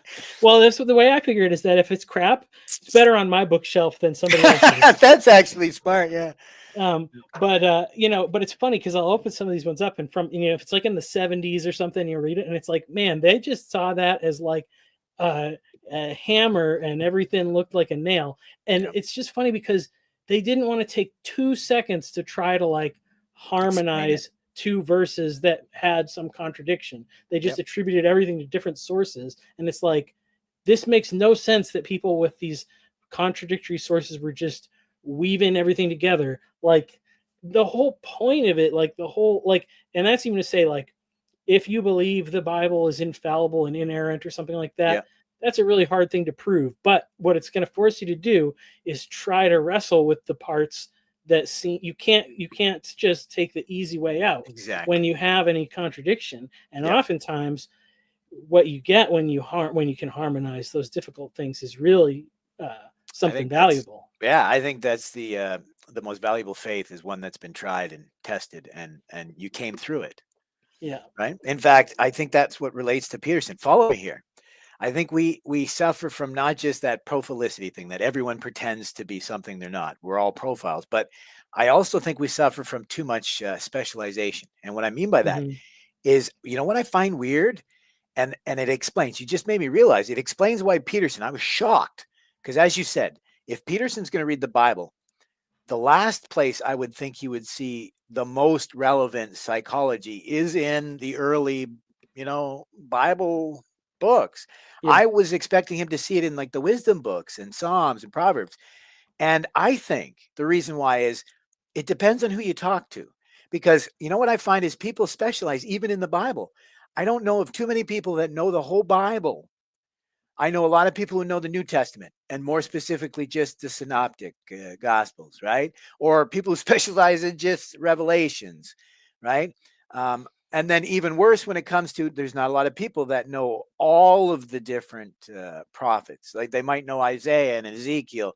Do you get what I mean? I think it's Yeah. because no one sees what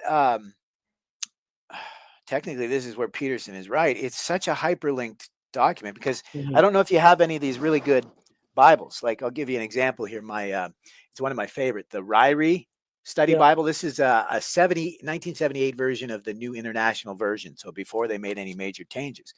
But as you can see, it not only has concordance, like, you read the stuff at the bottom. Sorry, not concordance, but Yeah. the notes, but the concordance stuff. I love it Yeah. because you could spend an entire day on just a couple lines of the Bible. And this is what shocks me.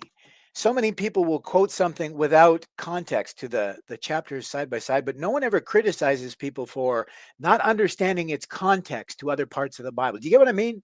Do you Hmm. find that Yeah. common that people will talk about a passage in situ, but won't talk about how it connects to, like, say, a dozen different places in the Bible? What Yeah. do you think? Yeah. You get what I mean? Well, and I think that's absolutely, and I definitely know, like, yeah, there's some because I spent a lot of time in Genesis and a lot of time in the New Testament, and Huh. the whole New Testament, I would say. But then, yeah. So then, but I always have a conceptual framework that's rooted, and part of that is for me, it's just like I want to be logical and start at the beginning, and and let Yes. it spread out from It's there. the way the mind works, right? Yeah. But there's the guy, Jess Purvance. He's one of the guys in the Mhm. corner here, and he's the one that's done like super deep dive on the Book of Job.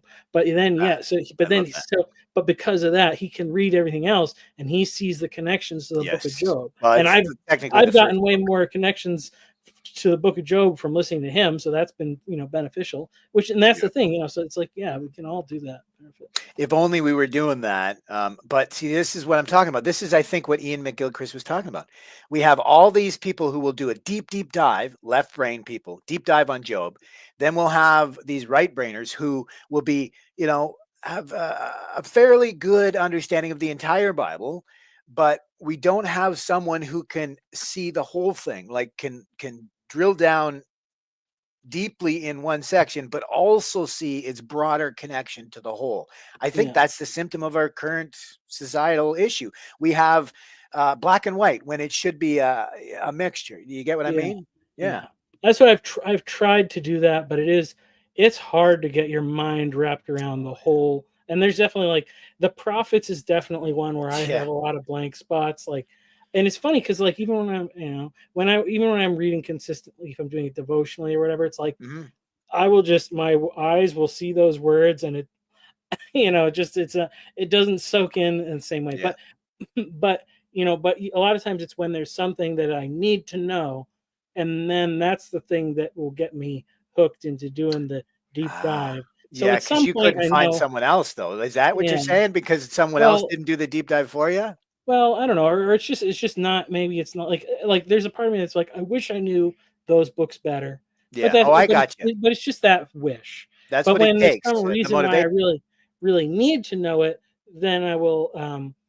Then and so that's why I kind of stopped beating myself up about the stuff that doesn't catch my interest, because I know that I can, when I need to know it or when it becomes important, I will hyper focus on it, and That's I'll where you're catch up. lucky. At I'll least you catch can up hyper pretty quick. focus. Yeah. Because there's a lot of people who have no interest and they cannot learn or read to save their life. Yes, you are lucky.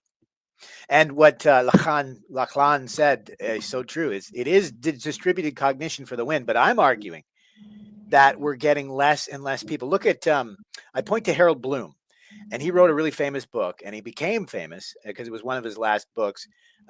He became famous the second time because he was talking about how important genius is in our society, and it just happened to be the right time when I think it was the 80s, and everyone was talking about becoming rich and famous. But I argue he was wrong. What we need is more of us, like just like I see myself as a plumber trying to understand philosophy. I'm not an academic. We need more people who can understand these people, like McMo. He is passionate about Kierkegaard, and I love Nietzsche. But what I'm talking about here is it's just like the Bible. Like when I fell in love with Nietzsche, that opened a whole world to me. I started reading his influences and who he influenced, and I think that's what we're missing today. We have, I think, too many geniuses. What we need is regular people thinking deeply about this crap, because that's where the distributive cognition comes in. I don't think it's like the odd smart person like Elon. No, I think it's a bunch of people working in the trenches, doing the hard work, but they're thinking about this stuff deeply. That's what I think moves us forward. What do you think of that idea? We're missing that. The people that are doing this Yeah. crazy stuff that you're doing. Yeah. Yeah. What do you think? Yeah. I mean, that's the thing. I think that's that's a big part of my frustration, but it's also what's driving me forward, is because I do see that, like, and maybe, it's just, it's like there's people are passionate about things. They want to learn about things, and because of, like, the segmented nature of our kind of current way of doing life, they just think of these things as like hobbies or some kind of a niche interest, They don't. and they don't see that there really is real value in it. They don't see the And value in it. Yeah. yeah, and and then, people are even, like, ashamed sometimes about, like, what, I spend too much time focusing on these things that are not meaningful, or Yeah. whatever. Yeah, for But them, though, really, like, they don't that, see the value in it. yeah, yeah. And I think maybe something that can happen with this internet, the way it's able to connect people, is that, people can find. I mean, that's kind of the thing. What happened here in this group, I think, is that people found connection on some fairly narrow fields of interest or whatever, but it's worked out, because then people are able to have, like, a really meaningful connection with somebody, because it's not like when I go to a party and I got to talk to, like, my wife's great at making friends. She's She's super not you. social. It's great that I have someone in my life that makes up for my lack in that way. But she always will be, like, making friends with these women, and then she wants me to be friends with their husbands, and these Oh, guys yes. are just so boring, and I do not care about college football, and I do not care about golf, and I don't care You're about showing whatever your they work for, autistic like. tendencies. Yeah. Yeah, Yeah. yeah, You got to so learn how to I mask that and mix. oh, no, I mask it. Like, that's the thing. It's like, I know enough about a lot of stuff that I can fake my You just way, can't but it's stand it. just going to a party is not fun, or Yeah. having, Yeah. if at least when it's with Christ, that if that's the common component, that's You'll find that's something to be that's the interested in. most significant. So that makes it easy, but it Mhm. is tough That's too when bad. it's when they're not, if they're not, like, some people, not everybody's really that into it. They go to church, Well, but can they're I not. give you a little insight, though? This might shock you. the majority of people are not comfortable with bringing up Jesus when you just meet somebody. Let me just, if I'm Yeah. the first person to tell you, let me just mention that. So what I find is, and I've learned this from years of sales. I developed relationship selling, and I just ran into a younger kid who has learned this idea of relationship selling. But again, it's exactly what you're talking about. You got to stop thinking about the sale, right? So what I mean by that is, I always had relationship selling. So what I mean by that, what that means is I would develop rapport with my customer. So instead of trying to sell them something right away, or no, I would literally get to know them so that I could understand how my products would fit into their life. That's utility in economics. And the problem here is I lived it. I cared about my customer. I have stories about how caring about my customer actually showed my life as better. But someone was talking about this recently, and they use the rapport as just an avenue to sell instead of it being authentic. You get what I mean? So because Yeah. this salesman read about relationship selling, they read that, hey, you need to pretend like you want to get to know this person and you have a rapport and you talk about football. But they never understood that, no, it's not pretending. That's the idea with LARPing. It's live action role play. It's not live action theater. I think that's where the disconnect is. So when you're interacting with another human being and you're only thinking about the sale, like you said with the church earlier, that's where the disconnect begins. What do you think of that idea? You know what I mean? I It's think great. that's great. I realize I have to go. Oh, geez, of So, course, eh? My you know, I know, and Chris just got here. But what I thought I'm going to do, I'm just going to put this video on and let it play. So if people, and I set up another one behind it. So if people are still around, I'll leave it going by the time I get back. But I got to go pick up my daughter. So, but I will play the video and I will leave, and then I'll just, whatever happens. So unless you guys Okay. think you can just talk for like 40 minutes, I don't know.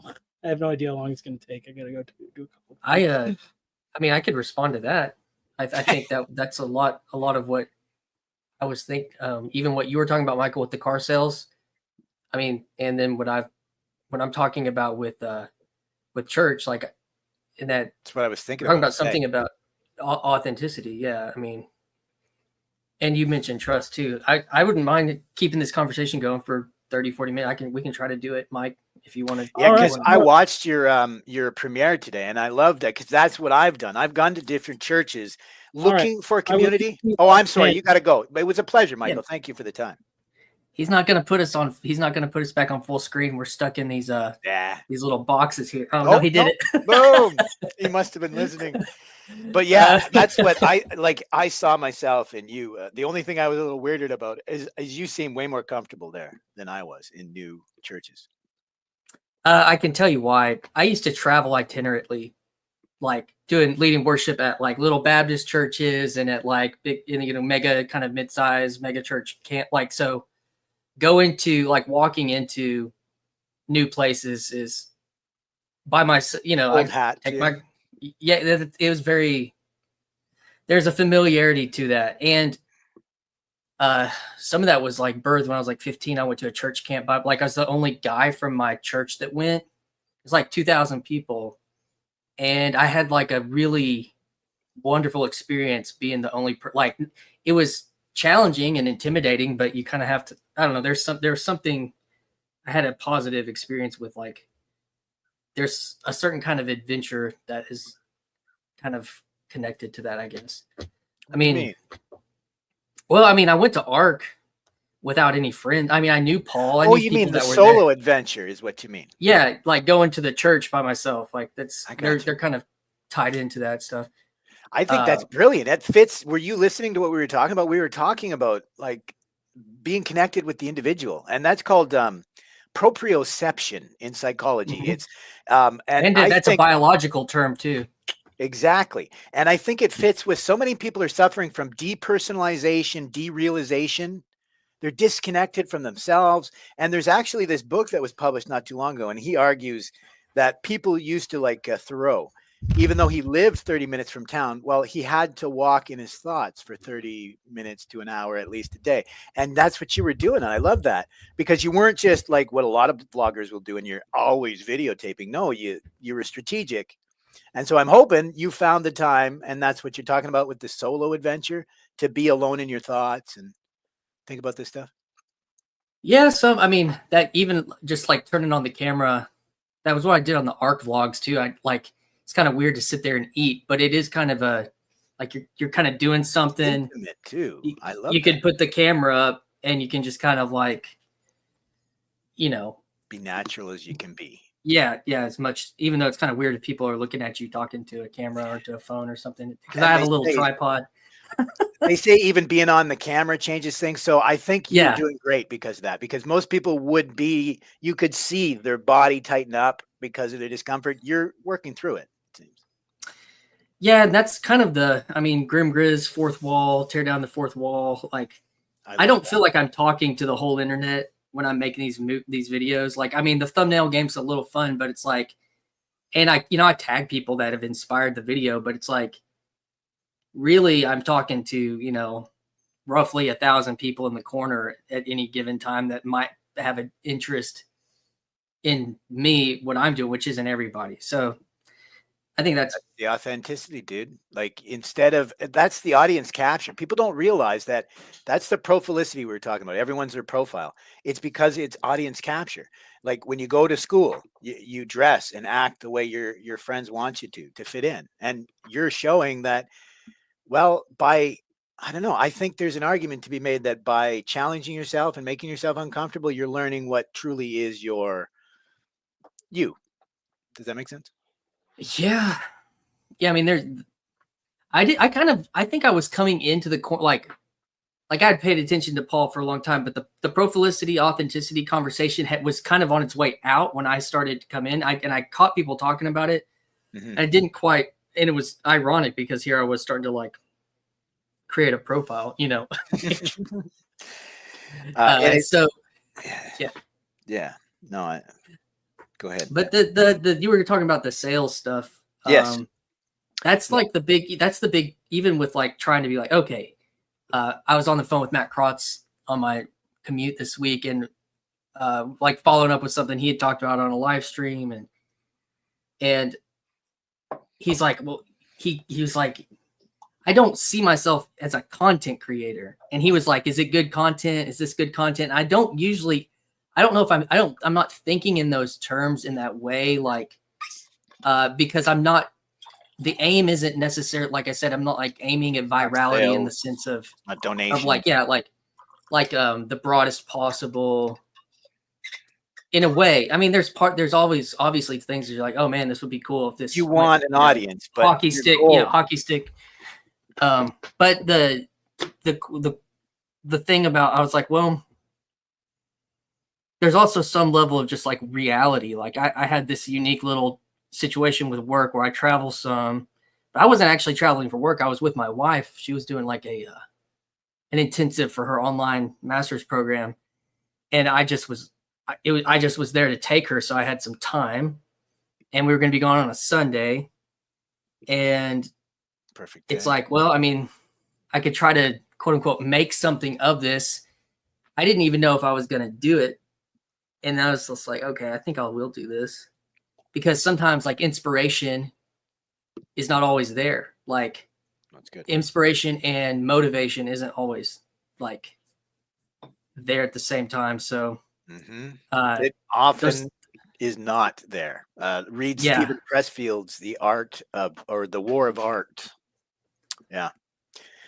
You have to, and that's what we were talking about earlier too, passion.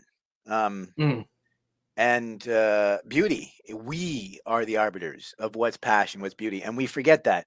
I always say that make your greatest creation yourself, because everything we do is a creation, everything we do. And we forget that. And I think that's where we fail, because we try to compare ourselves to these awesome people. Yeah. We don't compare. Yeah. That is like that. I was having a conversation with a young guy who's just started doing stuff like he was streaming last night with Ethan Kahi, and I can't remember his name. Henry, maybe Henry. Mm. He does stuff with like Legos too. But this was part of that conversation. And you know, sometimes when they're thinking about like, and again, like I had this kind of old brand. I did a band, like a worship band, modern contemporary worship thing. Yeah. And so like I thought about branding and I thought about band, and I ended up not doing what happened oddly with like the worship leader movement in the mid-aughts to mid-10s is you had people like Charlie Hall, David Crowder, Chris Tomlin, Matt Redman. They didn't create bands. It was them. Their name was the, you know, and there's something interesting about that about the person in a way, like in their prolificity, it wasn't their band necessarily. It was like they were a worship leader. And even though there's all sorts of critiques to be made about that whole thing, as that I think that is an interesting thing, but is because you said like the greatest, I don't remember how you phrase it. Something about beauty is like what you're doing or yourself or something like that. And yeah, make yourself your greatest creation. That's what I argue. Yeah. Like, so there is something about that goes with like Luke Thompson's like personalism and then just like, you know, starting a YouTube channel that's not, I'm going to come up with a creative name. It's like a whole nother identity as opposed to like, what if it's just you, whatever you put up here is just you.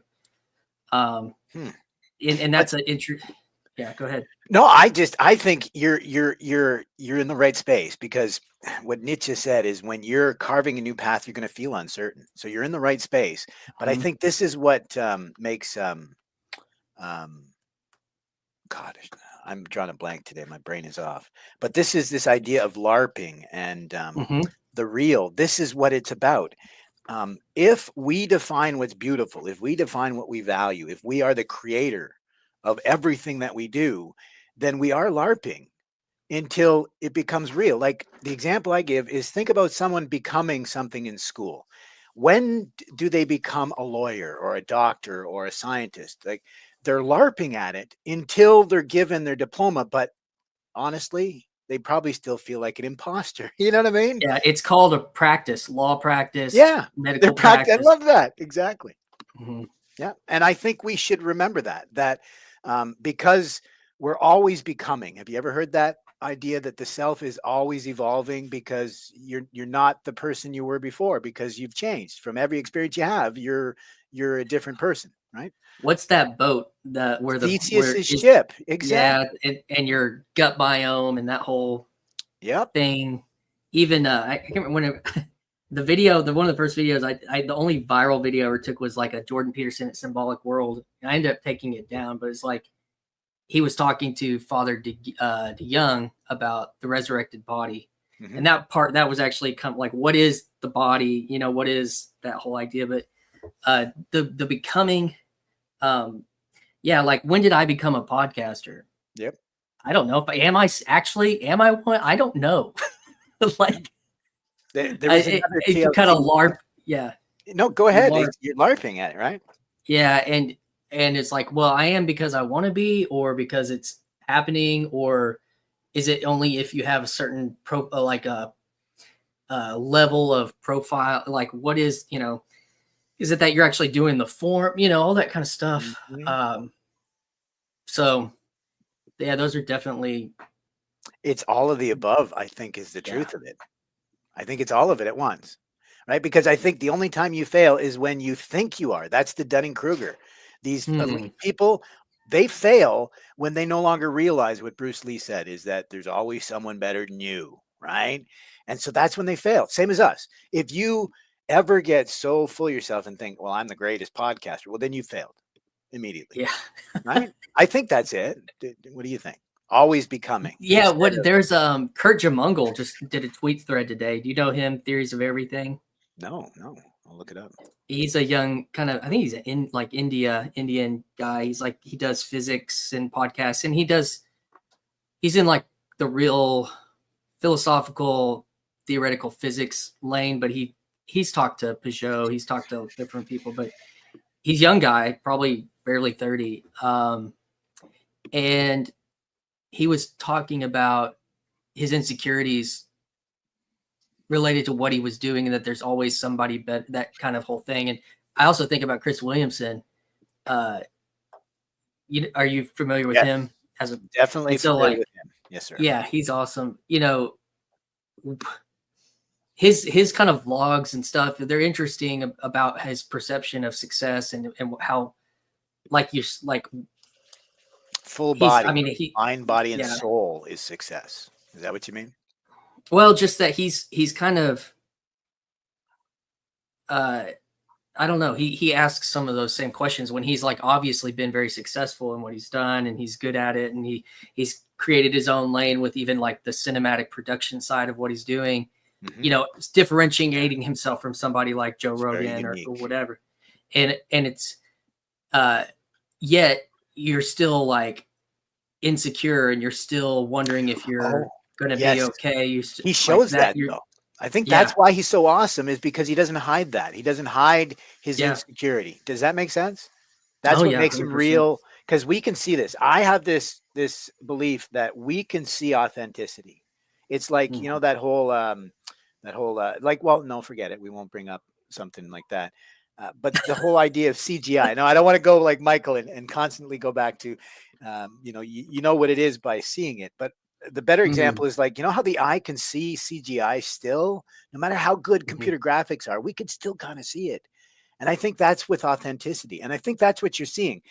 And some people criticize people for being honest about their insecurities, about their failings. And I think that's where we failed, because I think what makes you a great person is by admitting where you have your deficiencies, and then you're going to work on them. Does that make sense? Yeah. I think, what is it? Something like Nietzsche's Übermensch. Like at some point, people were thinking that that was what we needed. We need even there's a fine line, because this can even be corrupted. I've seen it corrupted. I've experienced the corruption of kind of in the theological sense, where somebody says, no, I am a bigger sinner. I'm probably even a bigger sinner than you are, and I'm your pastor. So like, you can trust me because I'm being honest about how messed up I am. I've seen that. Yeah. So there is a level in which that you can coerce or manipulate or abuse like a type of authenticity.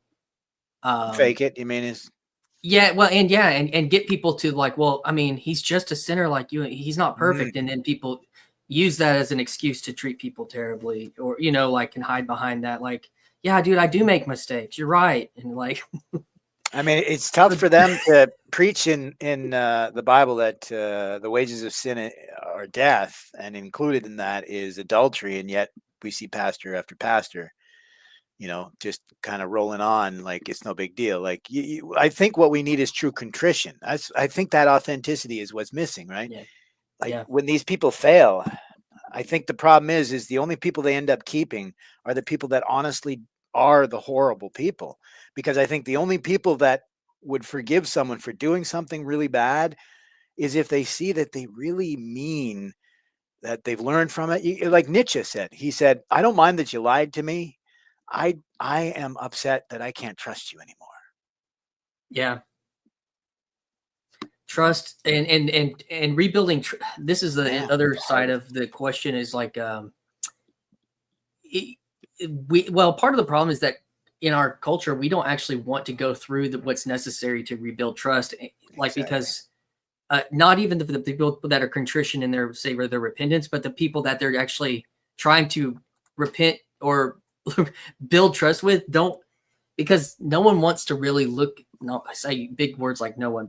Many people don't Yeah. want to look at this kind of sleight of hand. Is like, well, if I can say that I've forgiven this person, like Jesus told me to, then all of it goes away, and it's kind of a delusion or a bypass of actually dealing with the pain, the grief, the betrayal, all those types of things.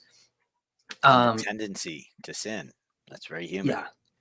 Yeah. And because if we allow it to kind of settle into the pain of it or something, then there's almost like, well, does Christianity really work? Because, oh man, aren't we supposed to be filled with the joy of the Lord? Or, that like, there's all this kind of like code working in the background that's in certain like kind of these, our mimetic theologies that get us to do certain things. And I don't know, that's been some of my experience with all that.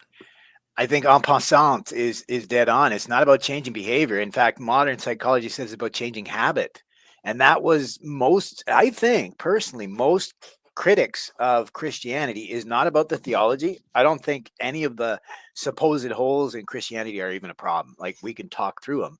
I think the problem is many Christians are, I mean, I come from a long line of very devout Christians, and I got to tell you that when they're honest with you, it feels very hollow, because most of them only show up on the holidays, or they're only there for, like, in Catholicism, like, you won't believe how many people show up on a week. Like, there's probably as many people as you saw in the church, in the average Catholic church on an average Sunday. But if it's like Palm Sunday, it's filled to the brim, and people are just there for the palm. I went to a Good Friday Catholic service in downtown Nashville this year at a cathedral. Yeah, it was shoulder to shoulder. Yeah. I don't know what it looks like there on, an average June. It's empty. It's empty, dude. Yep. Little cabals of people. That's what's weird. The ones that are there on the holidays is everyone, but on the average Sunday, it's just a couple of little groups, and they move around together individually. It's so weird, the difference between a holiday when people are actually interacting and it feels like community, and other days, other regular Sunday, and throughout the week, sadly, because they had the Catholic church up the road had like a course, and we didn't even hear about it. It was so sad. Like, like, they don't do it often enough for people to be going, oh, you're doing a special course. It was like a Bible study. You know what I mean? But no one showed up because no one heard about it, because I don't think they have the community outside of holidays. Well, that's interesting. It's like the liturgical life is missing the evangelical, like, the evangelicals are good at, like, well, we can keep the numbers, like, we can make the disparity between the numbers a little bit, but there's not like a liturgical flow to your life. It's just like every day is the resurrection, every day is Sunday. I don't know if that makes sense what I'm saying, but like, it makes perfect sense. It's what the Catholic Church wanted. Sorry, give her. Yeah. No, I'm used to back and forth. Give her. Sorry. It's interesting what you're saying though about they're not knowing how to use, maybe, like, because if they're just using relational tools to market the steady, quote unquote, market, then they're not using the digital tools, the digital, like you were saying, if I was on a email list, or I was in a Facebook group, or I signed up, or I followed them on Instagram. It's a weird, what you're saying is weird, but like, nobody has to remind a cradle Catholic when Good Friday is, or when Palm Sunday is, like, because it's built into your freaking bones. You know what I mean? Like, but to get them to come to the Bible study, and then you have all the Protestants who are like, for years didn't even know Holy Week existed, like the Low Church Baptists and whatever. And it's like, but you advertise a Bible study on young Earth creation, or you advertise a Bible study on, this topic, it's going to be filled up. It's what you just said is actually, I think, is very interesting. Yeah. But there's not like, there wasn't as much of a liturgical life or, rhythm in that way. And it's that really, punctuates. Go ahead. No, that's what I mean. It's heartbreaking that there isn't, because that's what the church is supposed to be. It's supposed to be your community. Is what? Your community. Your center, your heart center, right? Mm. Right, where you get your strength, your power from, right? Like, what holds you together. Like, there's this weird secular belief, and I agree with it, that religion's main purpose is to hold a society together for as long as possible. That's the religio that he talks about, I think. Yeah, and they don't mean it in a negative way. What they mean is we need, it goes right back to who decides, who defines what beauty is. I mean, so many philosophers wrote about aesthetics, and the Indians believe that you create a beautiful temple because it creates this awe. And this is what's crazy. PVK, he spoke about Spencer Craven's recent book, and it wasn't one of the better books about this idea of reenchantment or awe or wonder. There's a half dozen books that have come out in the last couple of years, and that's all Rob it is. Dreher, yeah. That's all it is. That what we're missing is people are coming in so cynical, right? And so I wonder if, call me a heretic, but I wonder if we need a little more mysticism in our jive. Oh yeah. Oh, right? 100%. Yeah. 100%. Is there room for it in certain traditions is the question. Everywhere. I think that's ridiculous. I think they all deserve a little mysticism. No, seriously. Oh yeah, I agree. I'm with you. I'm just saying and it's one thing, but the interesting, I was watching, I don't know what kind of church it was, but a guy was wearing a cleric collar, and it was kind of at a modern, the way it was like, that we're going to be seeing, the question with what happens next is LARPing mysticism within like the evangelical churches, because they're really good at taking these aesthetics and like, you know, kind of like, because I'm already seeing like, I mean, I just saw a guy who's at like, he's got a missionary Baptist background. I grew up with him, which is really like even further than Southern Baptist, like from like historical connection. But he kind of planted a church in Central Arkansas that is more, it was evangelical church plant. Like we're not going to, what I'm trying to say is like, he made a post about Pentecost Sunday, you know, on Facebook this past week. And it's like, you can't stop the evangelicals from co-opting this like the history is, it's happening very quickly by these mega church, even church growth minded people. The question is it like, even to my question today, or my video is like, is it a vibe, or is it, is tradition versus vibes? Like, is it only a vibe that will pass through, or is this going to create, like, actually draw things closer to a more Catholic tradition? And to use that word, you know, I mean, I'm really curious about that. And sometimes I feel a little bit misunderstood in this space. Like, oh, Christians like going into this like Protestant thing. And it's like I am going to like submit in a certain sense to whatever tradition that I've landed in a way, and like honor it. But I actually want to like honor it probably more than a lot of people that are even in the tradition. And in doing that is a type of like aim, a teologic aim towards like a Catholicity. But there are big questions, because even there's big theological questions and all that kind of stuff. I just happen to wonder, as evangelicalism opens in Luke Freeman's terms, like because of how porous it is, what happens? Well, I'll go back. When I saw Ruslan at Symbolic World last year, starting to track on and talk about Jordan Peterson, I was like, that was a signal to me. And John from What Do You Mean was there. Evangelicalism is about to just completely embrace Jordan Peterson and Symbolic World and all this stuff. They are doing it in a kind of way. What is that now the next 7 years going to look like with that? And because he's so normie now, like, you know, like that, it kind of is. I'm just curious about what that is going to do in the next 7 years, because I know, I mean, I even know Orthodox people that are like trying to integrate with evangelical stuff. I mean, you saw, I don't know, the guy from Nectar, Patristic Nectar, you know, he's having Gavin Ortland speak at his marriage conference, and he straight up will do the whole exclusive claim thing on his shows, like exclusive orthodoxy. But hey, Gavin, come speak at our marriage conference this fall. And he's just on Ruslan this past week on Ruslan's Patreon.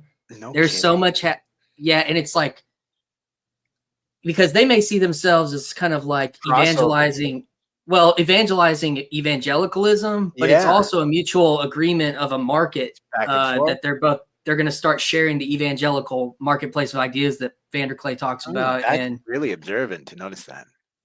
And so that's what I'm curious in the next 7 years, what this is now going to look like. And I kind of mark it as the quote unquote downfall of Jordan Peterson is the rise of him into Normieville, into evangelicalism. It's the rise of him into a rise of even like these Orthodox conversations with evangelicalism, or that's the turning. That's the next turning. Not in the atheists becoming Christian. That has happened. You know, it's now what is the integration within this marketplace really How going to look Christians like? integrate is what you mean?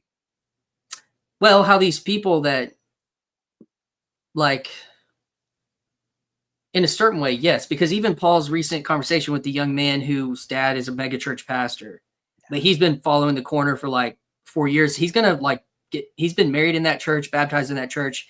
He's probably going to stay there at least till his dad. I mean, he could, you know, but he's been influenced by all of this stuff. And even like, you know, he's like, I wish we had more liturgy, or like, but I'm not going anywhere because it doesn't make any sense for me to just like abandon this life identity of goodness. Yeah.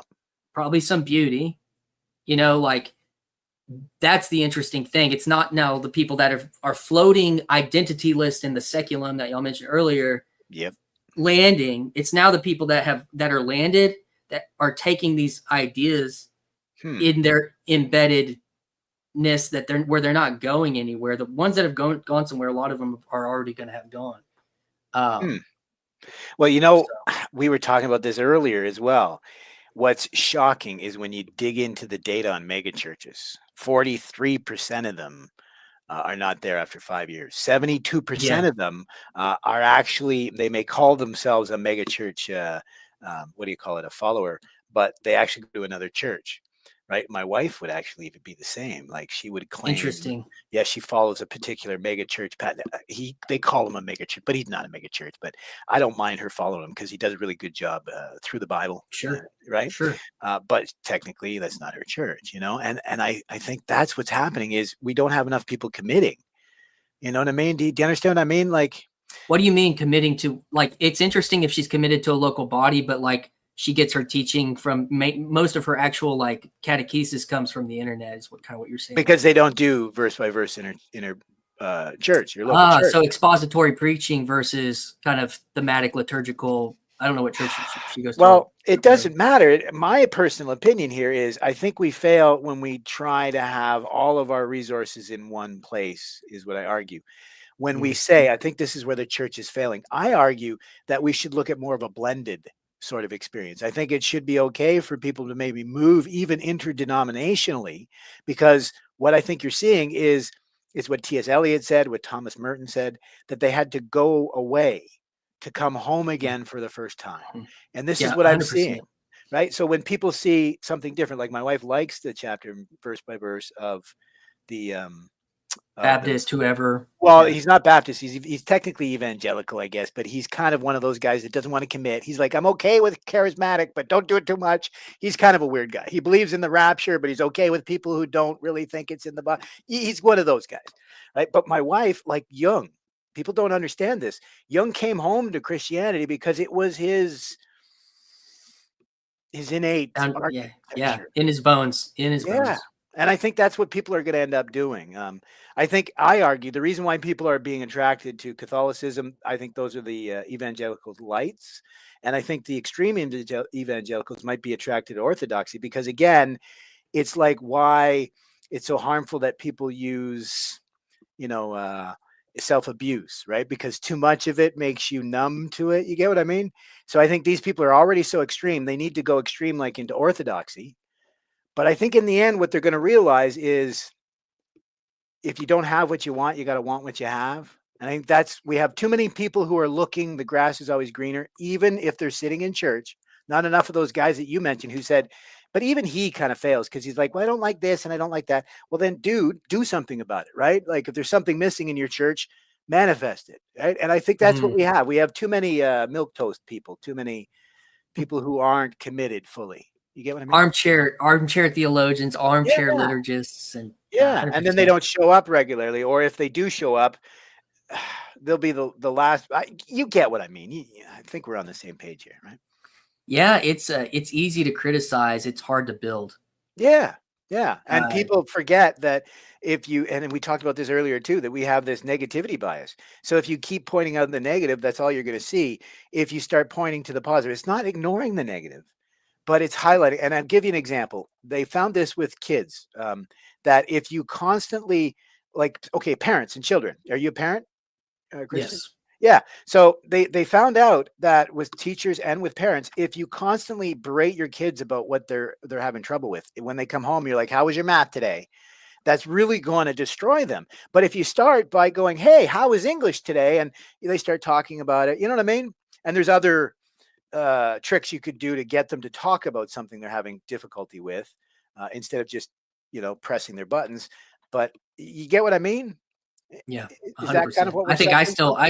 I still deal with that. My personally being quote unquote triggered by things or whatever. But I mean, yeah, I mean that is the thing. Do you there's a certain one of the things I hear a lot. Part of the shifts are happening with like young men. I'm not that young. I'm 40, and so like I'm not in a place to do what the young men are doing whenever they're making these big stakes in the ground, these big moves. I'm planting my stake in Orthodoxy. I'm planting my stake in Catholicism. I'm planting my stake wherever, and understand the reasons why. And I respect their reasons. And I respect the fact that like I'm not going to when people are critical of young men doing these things. Sometimes I'm like, well, it's easy to be critical when you now have a family, you now have kids and a mortgage, and and you're kind of in your thing. Yep. But they're God bless them on that time. And so the question is though, if you're in that, if you're now more in a place, kind of like what you were saying, where are you at and what makes sense? It doesn't make sense for me to drive 2 hours to an Orthodox church every Sunday because it's right. Like, oh, take your family 2 hours in the car because that's, like whatever it is. Like there's a certain, even, you have to really be convinced of an exclusive, feel the necessity to do that. There's other situations though where people are, you're like, I live in the town that both my parents, my wife's parents, my parents live in. There's my brother lives here with his kids, my sister with her kids, my wife's sister with her kids. It's like, you're embedded in something strong and something true and something good. Mm-hmm. And if you're embedded then also in like my parents go to my church, my in-laws go to my church. So every Sunday my kids are in church with like their fam. Like there are these intrinsic realities that I think are a big deal, and they make a certain kind of sense, even in some of the idealism around things like the Orthodox life, that they're, this ideal of everyone is their family's family is there, and everyone lives 5 minutes from the church and everyone's life is centered around. It's like, I feel like I have more of that. And I think even the guy who was from the mega church that was talking to Paul this last week has more than that, than people that are driving 2 hours to an Orthodox church. So, there's, now that's not a theological statement. It's more of a sociological statement, but I think that it's also, there's an embedded trueness to it that I think, Well, is how real. can you have a community if you got to drive 2 hours to get there and you're the only one going and the rest of your family isn't going? Yeah, you're dead on, dude. In fact, I think it boils down to a simple question, right? So I was asked this for so long that I actually did a little deep dive to try to figure it out. And I don't mean to upset anybody here, but the question came up: why is there so many Jewish people in Buddhism, especially Zen Buddhism, which is even weirder? And after I did a deep dive, you won't believe the reason. It's, I think, the same reason why so many people are attracted to Orthodoxy. It's because the Jews don't have the devotion that's required to follow their own faith. Like they have to put God first. But they can come to Buddhism and they can LARP at being a Jew, being religious, being devout, but there's no actual devotion required. Do you follow what I mean? And I think this is what's missing in a lot of these denominations. You go to church, but they don't put God first. right? They don't remember that Sunday's meant for, it's the Sabbath, this idea of you're supposed to be thinking about your relationship with God and your family, of course. But you get what I mean? And I think that's what's Yeah. missing. They see these people putting God first. And I think like that kind of is something missing. Do you get what I mean? Missing in other areas of society, right? Putting something greater than themselves ahead of themselves. You get what I mean?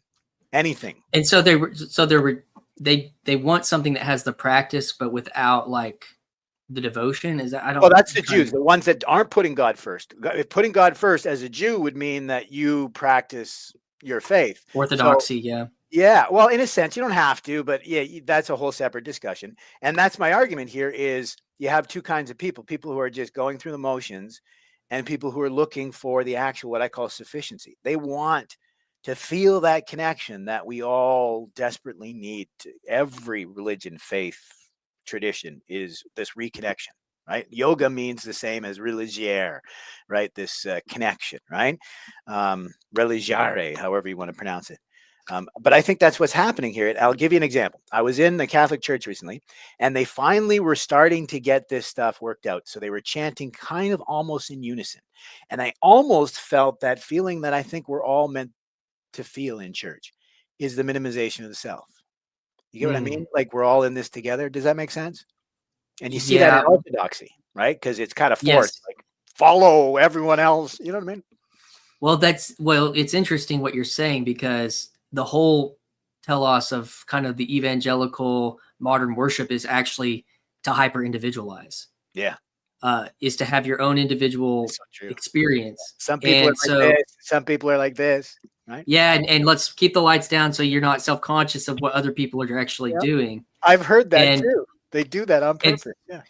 yeah, I used to plan for it, dude. I used to Yeah. like that was, and I wasn't like trying to be manipulative. I thought it No, was it's like, to this make is, people feel more comfortable, right? You were coming from a well, place. there's, you want to be more comfortable. You're also wanting, like, if people aren't distracted, then they can have that individual experience. Ah, But what you were talking about with the communal experience of liturgy, yes. of like the chant, is like you, it Minimize is more yourself. like you're say Eastern in a way. You kind of are like, I'm connected to, I'm in the ocean now. I'm a drop in the ocean to kind of get, real Eastern in that way. But it's like, it is more related to that when you're chanting together.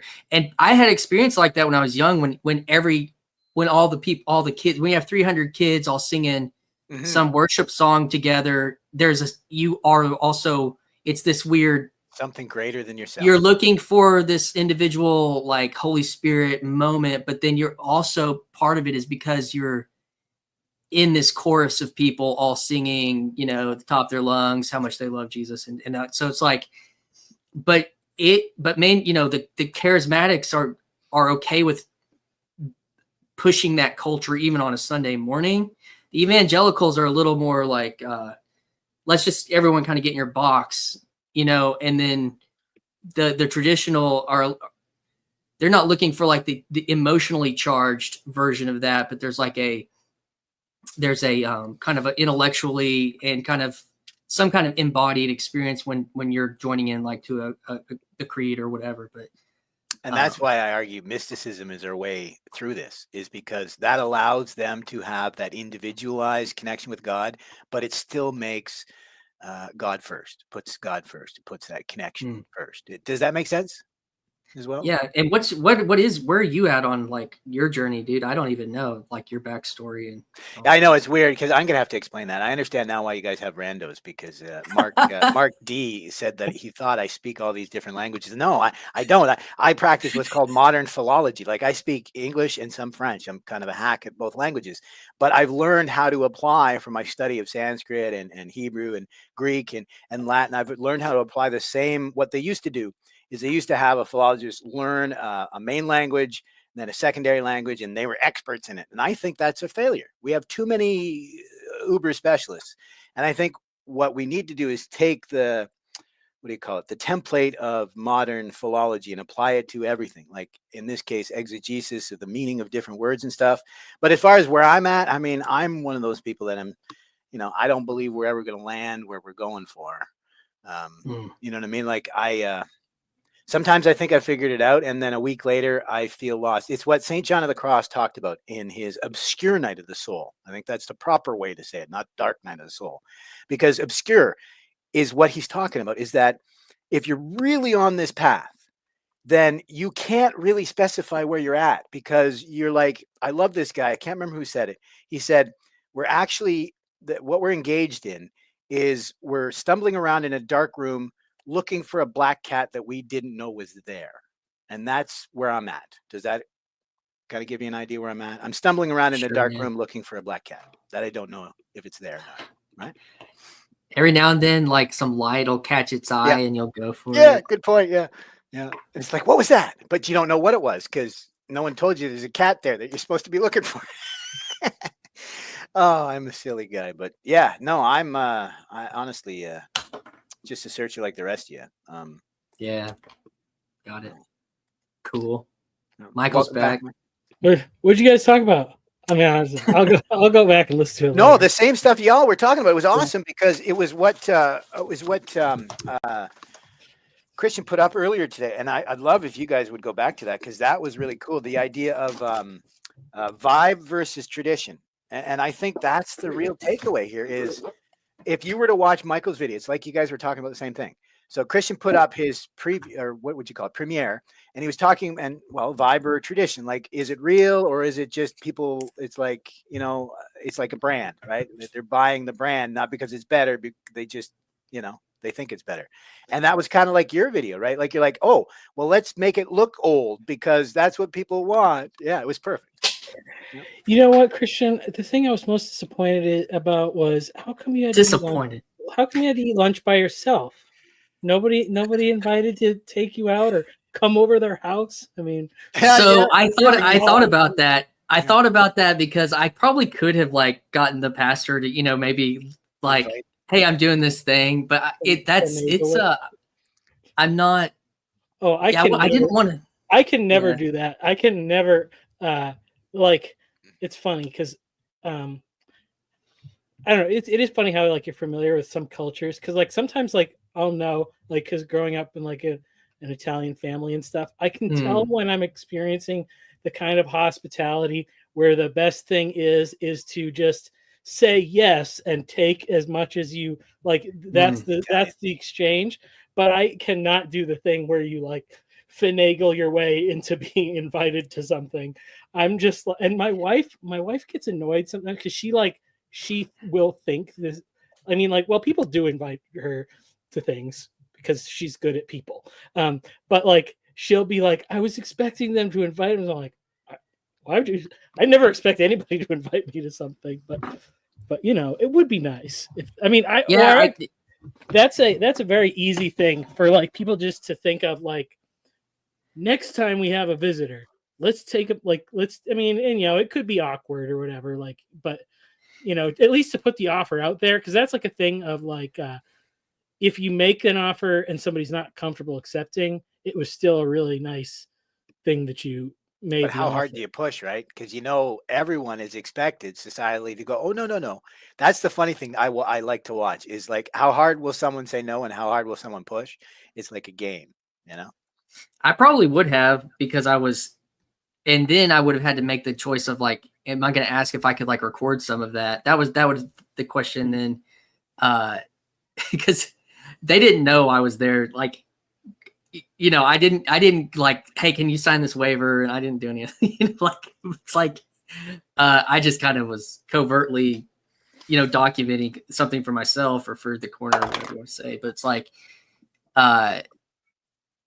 yeah, but I did. It would have been nice to go to lunch with somebody. I would have probably enjoyed lunch with the pastor. And he kind of was, he held me on. I almost was like trying to get out of the church and he kept like he asked me like 3 or 4 questions as I was like turning to like, so he was doing a pretty good job with that. But that was also, I'm interested. I will probably try to reach out to him this week because he's been there since 2002. Like that just really. That's twice as long as most of them last. They say 5 to 10 years. That's way longer than that. That's over 20. Yeah. I mean, even it's way shorter in like Baptist circles, but it's like, I was really shocked when he told me that he just like he came there, he stayed, and he's just kind of faithfully been the pastor there, and his daughter's engaged. Like that was like a very cool insight into that. I have to wonder if that's what some of these pastors are looking for, because we have a United Church just up the way. And if you guys are American, you're not familiar, but think of it as, how can I explain this?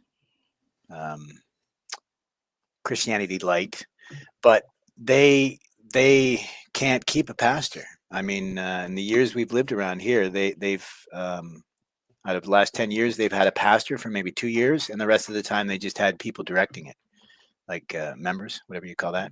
Same as my wife's brother. They became United as well, and now they're directing worship themselves, because and this is what's even weirder. The church up the road from us can't keep a pastor for some reason, but my brother-in-law's church, they chose not to pay for a pastor to save money. They chose not to blend with another United church. Just how far away are they, babe? The other United, couple blocks away. They chose not to unite with them because they were having trouble, with the money. So they chose not to pay a pastor. And that's the first thing I'm like, what is the job of a church? And you're like, no, let's cut. Where are we going to cut? No, let's cut the pastor out. But you know what? I mean, like, that creates like the opportunity that creates for somebody to do something, like, because I mean that's because that's my dad. My dad stepped in. You told me that. I read your letter. Yes, sir. To when that we had, and it's funny because so when I was a little kid, as earliest I can remember, my parents were going to the church that basically they had been going to since they got saved, but it was like almost an hour away from where we lived, because it's just where my parents were able to find a cheap house or whatever. Yeah. So at some point when I was pretty little, we were on this church search, and we found a place that was closer, and we were there for a few years, and then the pastor left. He was old and he retired and moved somewhere, and my dad stepped in the interim, really because he was more or less like one of just the more mature and experienced people. It was like a lot of new believers, and he ended up staying there in that position for 25 years. After a while, he got credentialed and they ordained him, and ordained through a he actually, the church was independent. They went on the process to find a denomination to join, and and all that stuff. But it's like, that vacuum of created an opportunity for him to expand his talents and other people to step into different roles and opportunities. And so it's like, I mean that is the thing. People maybe are more addicted to the idea of specialists and experts than they actually are truly dependent. But it takes some incident of necessity to get people to step into the role. But I guess you could say my dad was in some ways, he was like the prototype of the Reconquista, because the church was that he pastored, it was actually a really old.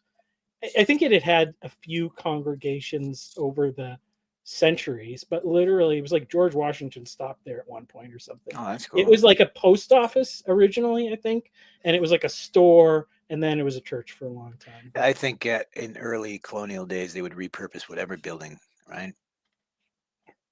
Yep. It's beautiful. Yeah. My camera died. It flipped over. But I love that vibes with everything we were talking about, and I think and I hear you. Like, if you have some people in your congregation that can speak the speak to the word of God in front of everybody, right? And so what you're looking at so don't think of them as specialists. That's not what it is, and I think that's where we're failing. We got to remember that. I'll give you IT as an example. In IT, there's essentially 3 kinds of people in IT, and they all have their place. There's people that are super geeks. They can do anything. They know the tech, but they can't explain that to save their lives. Then there's people that can explain that stuff, but they're not the people that will go do the programming. They can tell the programmers what to do. Then there's the salesmen that know nothing about the tech. They're the people that sell this stuff to people, and they're the people that and that's what I think pastors are meant to be taught. They're meant to be taught how to speak to people and how to deal with these different issues. And I think that's what I was trying to criticize is, if you're lucky enough to have someone that can take some of those roles on, and I think you probably distribute those roles amongst the congregation, where a pastor would do multiple roles, that you'll have multiple different people do them. My argument here is, it's what Christian was getting at here. Is it vibe or tradition? Is it LARPing, or is it actually trying to iterate something? If you say to your congregation that to save money, we're not going to pay for a pastor, I think you already fail, is what I mean. Like, everyone's going to see that it's just vibe. It's BS, right? Because, well, like I said, they could have merged with another church, or they could have honestly done something else. Like the church up the road here cries for funding, but they charge $150 a night to rent a room. And I'm thinking, oh my gosh, like it's not worth it, if you get what I mean. What do you guys think of that? Yeah, well, I'm glad I get to talk about this, because I was a little bit confused. Like, I don't know, I guess maybe because we're using vibe in a pejorative way. Because when I hear a lot of people talking about it, I really don't think that they are talking about it in a negative sense. Like, I think it's like what we were talking about earlier about intuition, because things that are vibes is what you grasp on an intuitive level, and like ideally, like, because, and this is where I almost think like people maybe begin to have associations with certain traditions or like these other things, really because they've had good experiences in the past, or hopefully so, and so you have an association with that, because like the example I can give, like, so there's that guy on YouTube, Ready to Harvest, that does all the different denominations. So the last time when our youngest was born, and my wife went on maternity leave, so we got to go try different churches for like 8 weeks. And so I went and found, like, okay, what would be like my ideal like mix? And the one that was like reformed and charismatic, like, it's like that's kind of an odd combination. And there was a Sovereign Grace church in our city that was on that mix or whatever. And like, I actually liked it. It was in a movie theater, it was like a church, pretty newish church plant or whatever. I was enjoying it. Their music was good. The people were friendly or whatever. But my wife was like, "Nah, I don't like it. It was like boring." So it's like, okay, well, that's the end of it. Like, you vibe with it, right? The plan to find the perfect blend of confessional beliefs and practices or whatever, it ends as soon as somebody doesn't like it. I mean, and obviously, like, we had, when we first got here, like, believe me, it was coming to the land of the mega church, which is the South. Like, it was pretty discouraging at first to try to figure out, like, what is the good. And I don't know. And the thing is like, because we didn't think too far beyond like just finding a church, because we knew we needed to get plugged into some sort of community, because we didn't have anybody.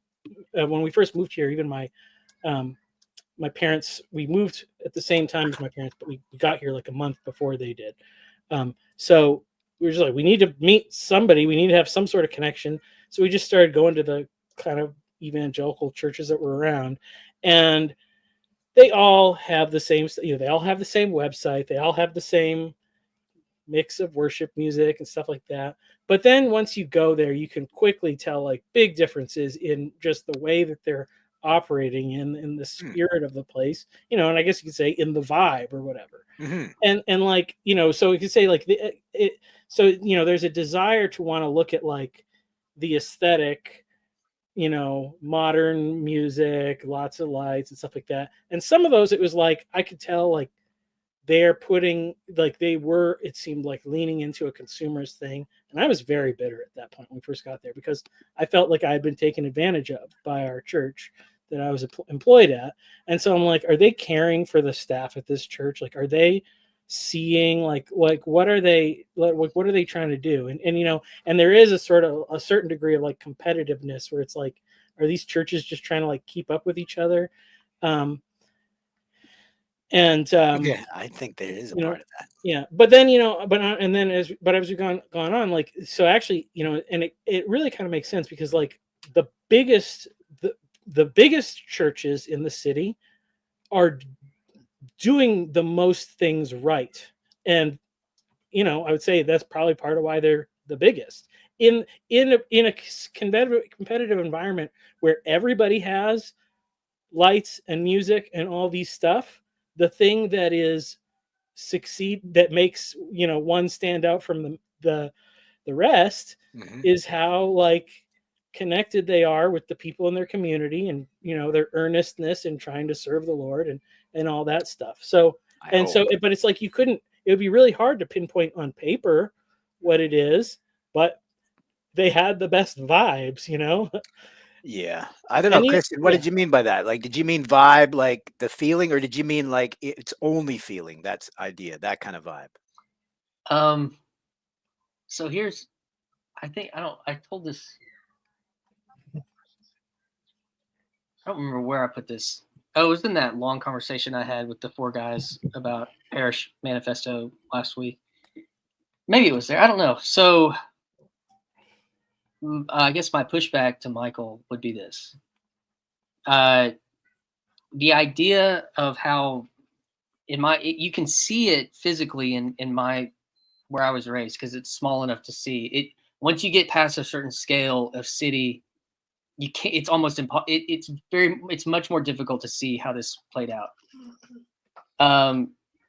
So there's First Baptist, First United Methodist, First Presbyterian, there's the Anglican Church or Episcopal Church, all downtown, right? Since I grew up Southern Baptist, I know how it works best in that setting, and it's the most prominent. So still listening. There's the next church that was built historically was West Baptist, and then the church across the street from West Baptist is Central Methodist. So I don't know why they didn't call it West Methodist or whatever, but like, because First Baptist and First Methodist are literally across the street from each other. They thought the town was going to get bigger. So. I guess, yeah, who knows? But it was an intentional, they're like parishes, like, well, and then if you go east, there's Calvary Baptist, and then if you go across the river south of town, and in the Baptist, it's called an association. It's literally called the county name Baptist Association in our county. And then there's one, if you start going, I don't know the direction from the West Church, but you go and it's further down this road, and it was called Ruddle Hill Baptist. And then you have like the little there's a little town called Newark, so Newark Baptist, and this is all concentric from the county seat in this county that's like 50,000 people or whatever. It's not very big. And that's why I'm talking about scale. It then is hard to see, like, and this happened over time, and these places were missions from this association. They were missions, right? And they're like regional to these places. And yeah, is First Baptist historically going to be the one that can hire the doctor to come be the doctorate to come be the pastor, in the 50s, and the mission church gets a guy from the Bible college, yeah, that is the case. But 25 years ago, when I would do some of these events, because I was one of the first people doing the contemporary worship in our area. And so I get asked to come, like, hey, can you come play a song at this associational meeting, Christian?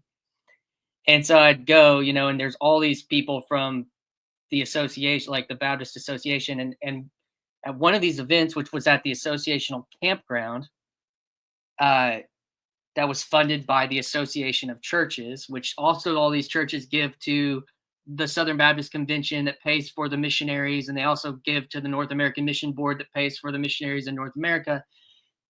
And this is like an institution. We're not talking about which is very, very different from then what Michael's talking about, which I'll get to. But the thing then when I was young enough to actually hear them talk about the next mission was going to be in the little town of 300 people that I grew up in. This little town called Cushman. And they were going to plant a Baptist church as a mission in around the year 2000 and between 2000 and 2005.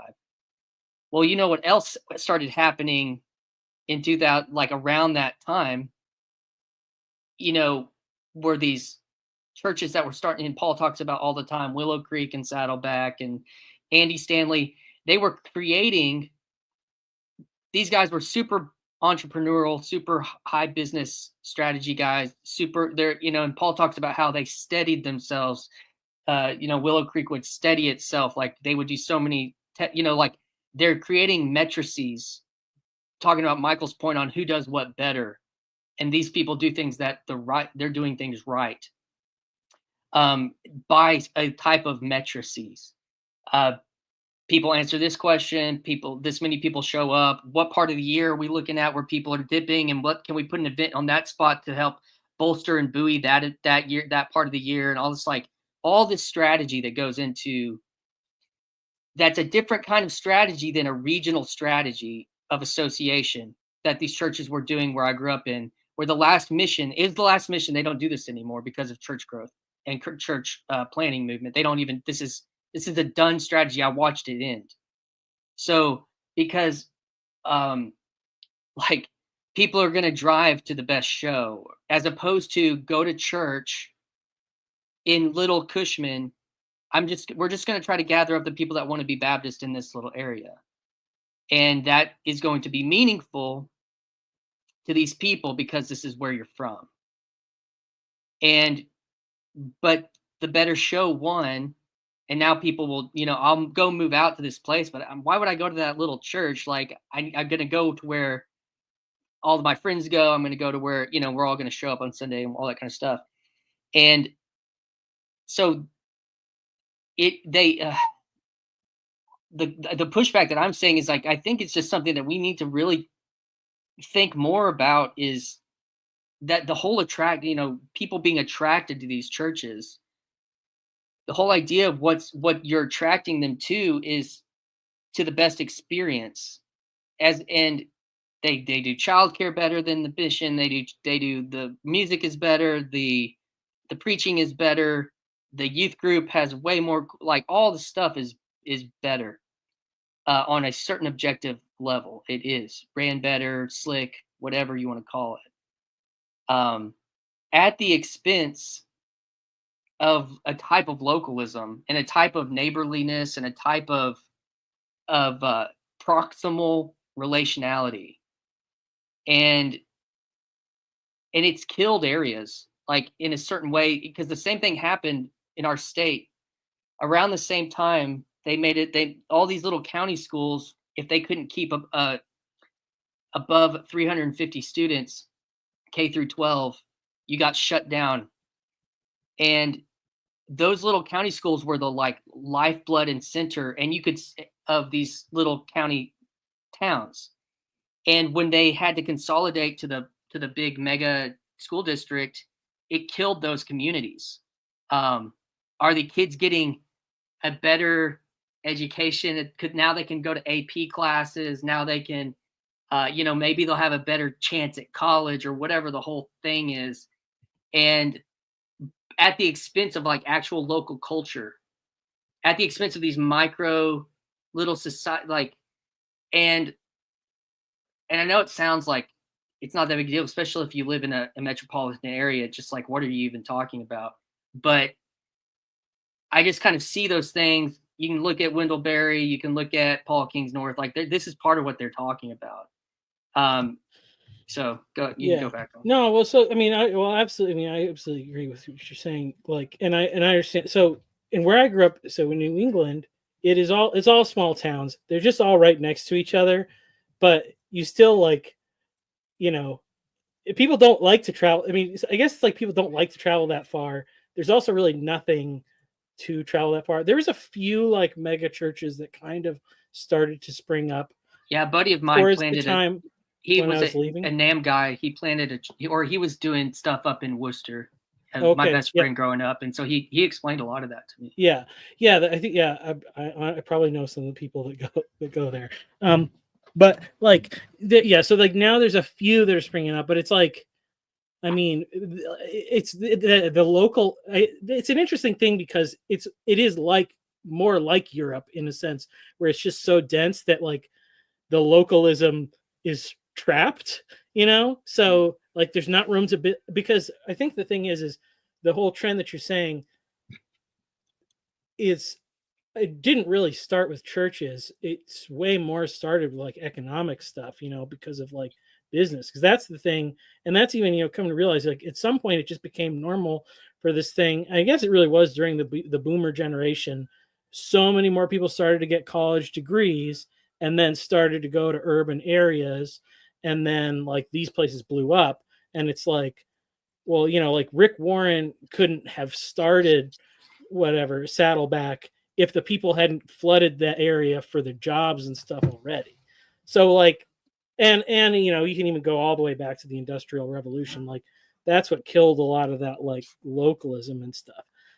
I think it's possible now, and this is kind of some of the vision I was trying to advocate for, where because now that's such a cutthroat thing where it's like you have to be so educated and successful to like achieve normalcy, that it might be better for people to go back to these small towns, but they need to bring businesses too. So like if you bring your online business, your little startup, and you can try to reestablish something in those small areas, because I do think people want that. But well, the thing that I say, so I see this in my kind of a little bit of family. So like if you want that city life to be small, you have to be able to make around $300,000 a year so that you can subsidize grandparents. You can send your kids to the school that was the size of the school that got shut down. We want our kid to go to the small private school, but we're going to pay for it. And then you can travel. It's in the washing machine. It's in a Target bag. Yeah, you can travel to.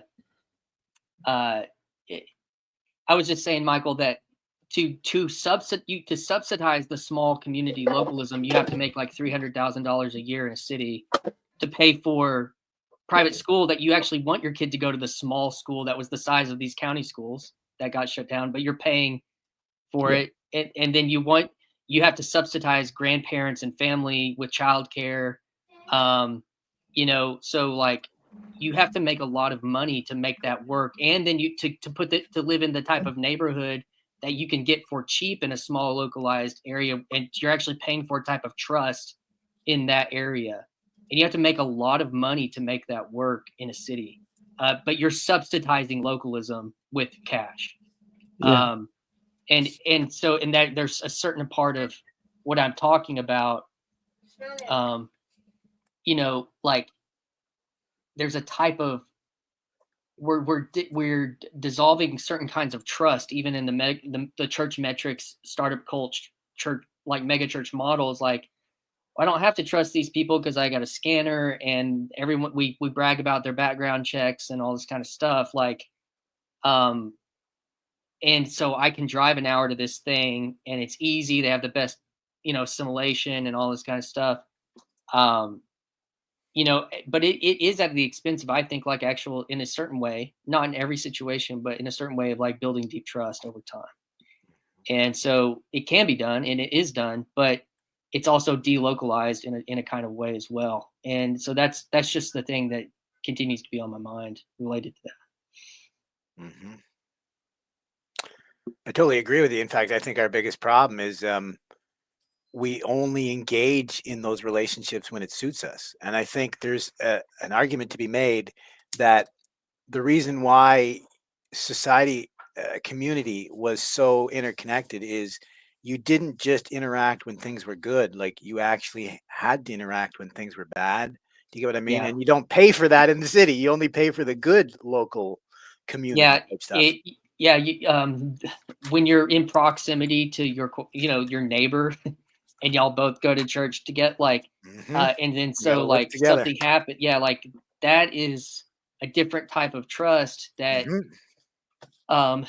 even though it's more the friction actually makes it stronger, you know, it can like Definitely. and so that has been eroded. We're actually trying to ease people to like not feel like it's such a we want such a low trust thing because you know and I think suffering is also a part of it. It's hard to like the vibes being sold in a type of, you know, glossy, slick Yes. production Everything's perfect. are like, you know, and then the other question that I kind of have is like, how many people do you know at your megachurch? Do you go to their wedding at Mhm. that church? How many of them do you go to their kid's baptism? And How many do you even know? Like, how I've many of heard them do you bury? How many of them oh, do you go to their funeral? So but I've those heard a bunch of them don't even know each other. Like, these people, there's often people that go to a mega church and they don't know anybody else there. but that made they want you to that was the whole part about like the lack of self-consciousness of like wanting people just be okay in their box and not be bothered, like, Yeah. you know, that's part of the mix in that way. And are there churches that do better? I think that Michael is talking about. Yeah, there are churches that do better at a lot of those things, but there is a temptation or the idea of to like make things so easy in that way. Yeah, I mean, you know, obviously it's tough because, you know, when you have these big societal changes that you know, and so it's like, well, yeah, the churches that responded best to some of those things succeeded where some of the others didn't. Not to say that it's like, you know, it's not the fault or whatever.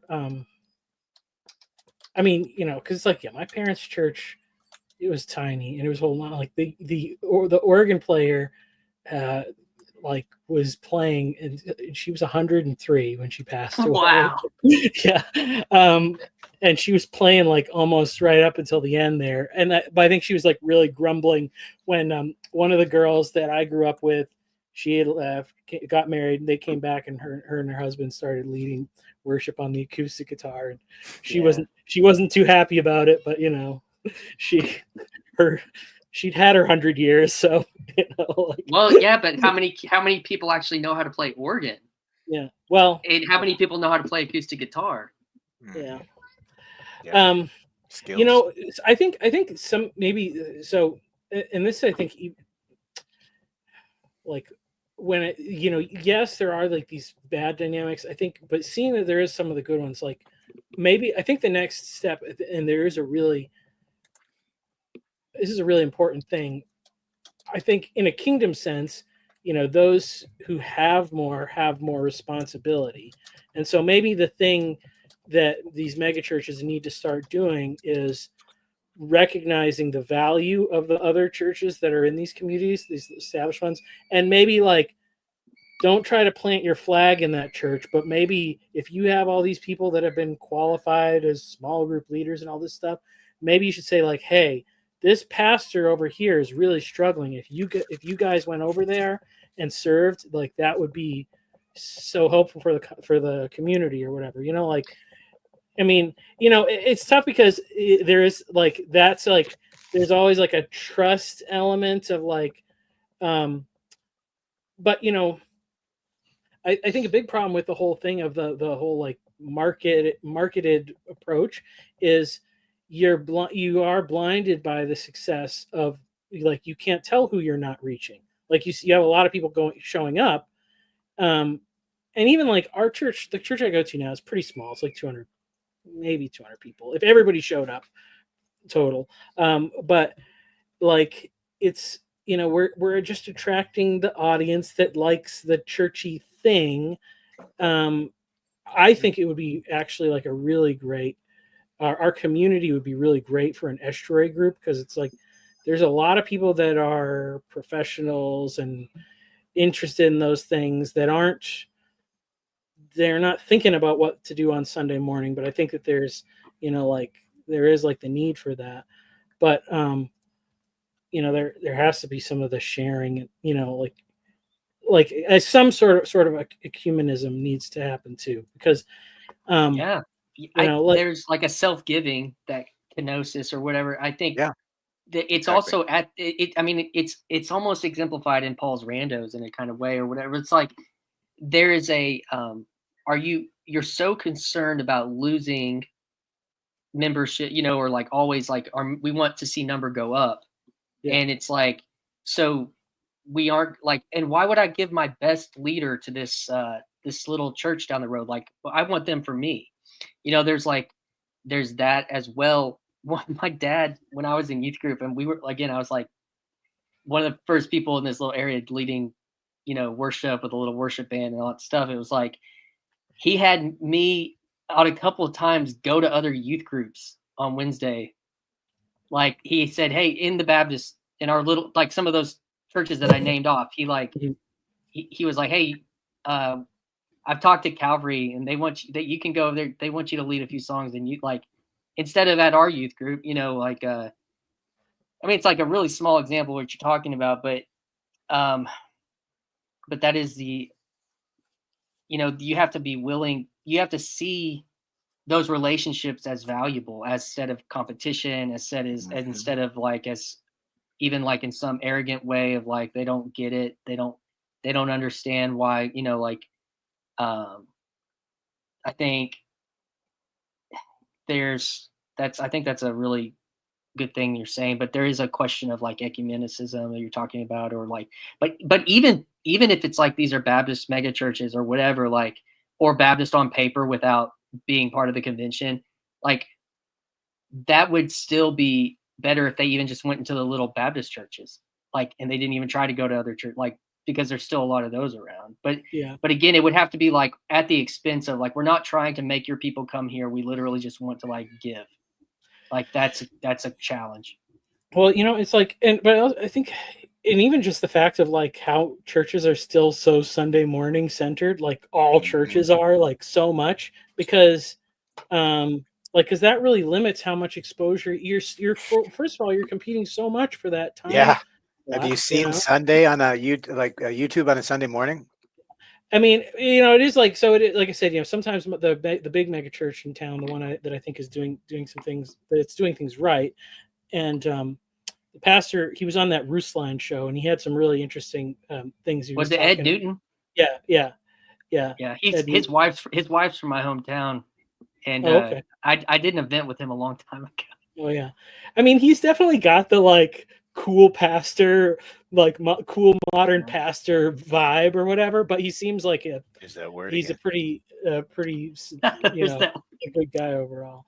Well, actually, it was kind of cool because he was talking about how like he grew up with like deaf parents, and they were in this like intentional community for deaf people, and so it's like like he understands like that, when you focus on needs or whatever, like trying, these different, like there are these, like he like just he understands like there are people that are overlooked that you're just not even thinking about, because you have plenty of people in front of you.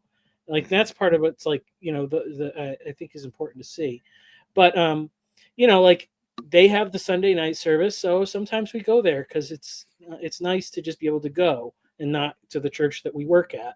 And I'm sure we're probably not the only people that work at other churches that pop in there from time to time, like but like, I think about stuff like, it's like with the interest in these different things, and like, how many other people have done Protestant visits in Orthodox church, or Protestant visits at Catholic church or something, and like, I was even thinking about this, like, with like the Orthodox with their, I had a whole scheme that I thought would be good for them to try to reach the people they're trying to do. But like, if you could say, in a sense, maybe like have it's tough because because it's so much in the sense of like, this is this sacred and holy experience. But if there was a way to maybe like have like an exhibition service or something, like not on a Sunday, but like do your liturgy like in a park, like when churches like do services in the park or something. Yes. But that's like, why I why mentioned not? Elmer But it's only Granfrey. like evangelical churches that ever do them, Yep. But But like, it would be cool if it was like a Catholic liturgy or an Orthodox Yeah. liturgy or an Anglican I service, know so that people could Rigel's church. see it. Rigel's You know, like church has done something like that. Yeah. He's in Austin, and Yeah. his Orthodox church, like So- he posted something like they were like in a park doing some service, like That's or brilliant. maybe I don't know what it was, but the other thing is like, well, yeah, this is my big plan for, because like they can't get their churches and their cathedrals and monasteries built fast enough or whatever. So Gabriel Stuckey, he he did all those crazy trailers or whatever. So you got to make like a Orthodox like cathedral on wheels, like a trailer or whatever, like with the whole like the screen and the altar and all the icons, like have it like fold out like a transformer. they're and not then afraid. They're not Yeah, afraid well, of meeting in mall, in old mall strip malls and stuff. I was talking to well, somebody. yeah, but I mean, it takes so long to set it up. So, but the point Oh, is yeah. that I'm saying like you have your Sunday, you have your cathedral. Like, okay, because I don't know, there's like three or four Orthodox churches here. I don't know which one. Michael, the other Michael that lives here, we still have not met in person, even though we live in the same city. It's sad. I should probably try to. Oh, well, you're talking about Meisner, Michael Meisner? Yeah. He lives here. But so like there's like 3 or 4 churches, but there's 2 million people here in this city, and so it's like you could have your thing set up on wheels and then just go do your liturgy like all over, take it out, traveling, so people can see it and be like, this is what you're missing out on, people, and like that's part of the mystique, though. You got to go. That's part of the mystique. Well, okay, maybe so, but think about this, because it is interesting. Like in podcast land, the whole like the debates are way down, like the polemics are way down. Everybody's doing let's have a conversation with somebody from another denomination. Like that's where people are interested in.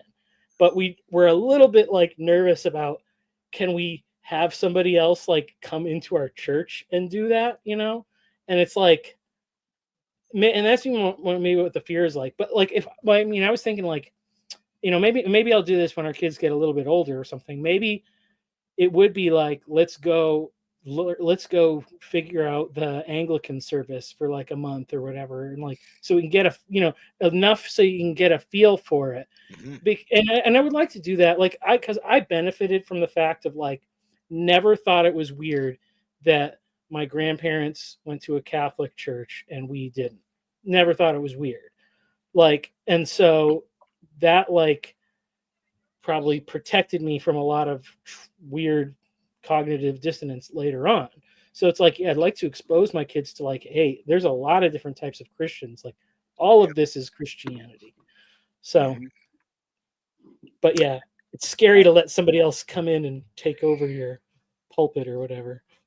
And remember that Anglican is not one thing. So you'll probably have to hit up a half dozen different ones to get an idea of what it should be. Because they're a bit of a mutt at this point. You know what I mean? Yeah. Well, we do go to the Lutheran church every Christmas Eve because they're still pretty devout. Except we lost our Lutheran church just up the road. They just completely demolished it and put up an apartment building. So that's I wonder about this. Like, I agree with both of you. This idea that if you brought the liturgy to the people, they would see what. But I agree with Christian, because look at Elmer Gantry. Are you guys familiar with the book or the movie? I really highly recommend it. It's about this idea of these revivals. And my biggest takeaway is the marketplace denatures all great truths, all potential, right? And my favorite quote is when Elmer Gantry himself actually realizes he's kind of fallen and he's trying to get back and be honest again. And he's talking to the guy who sweeps up. And he asks him, he's like, hey, how am I doing? Right? Because for the first time, he's trying to be honest. And of course, that doesn't get you as many audience members, right? Instead of being bombastic and, charismatic and all that jazz. And so he asked the guy that's cleaning up, he's like, hey, well, how did you think I did? And he's like, oh, I think you did great. You saved me. It's like my 12th time, right? It's his 12th time being saved.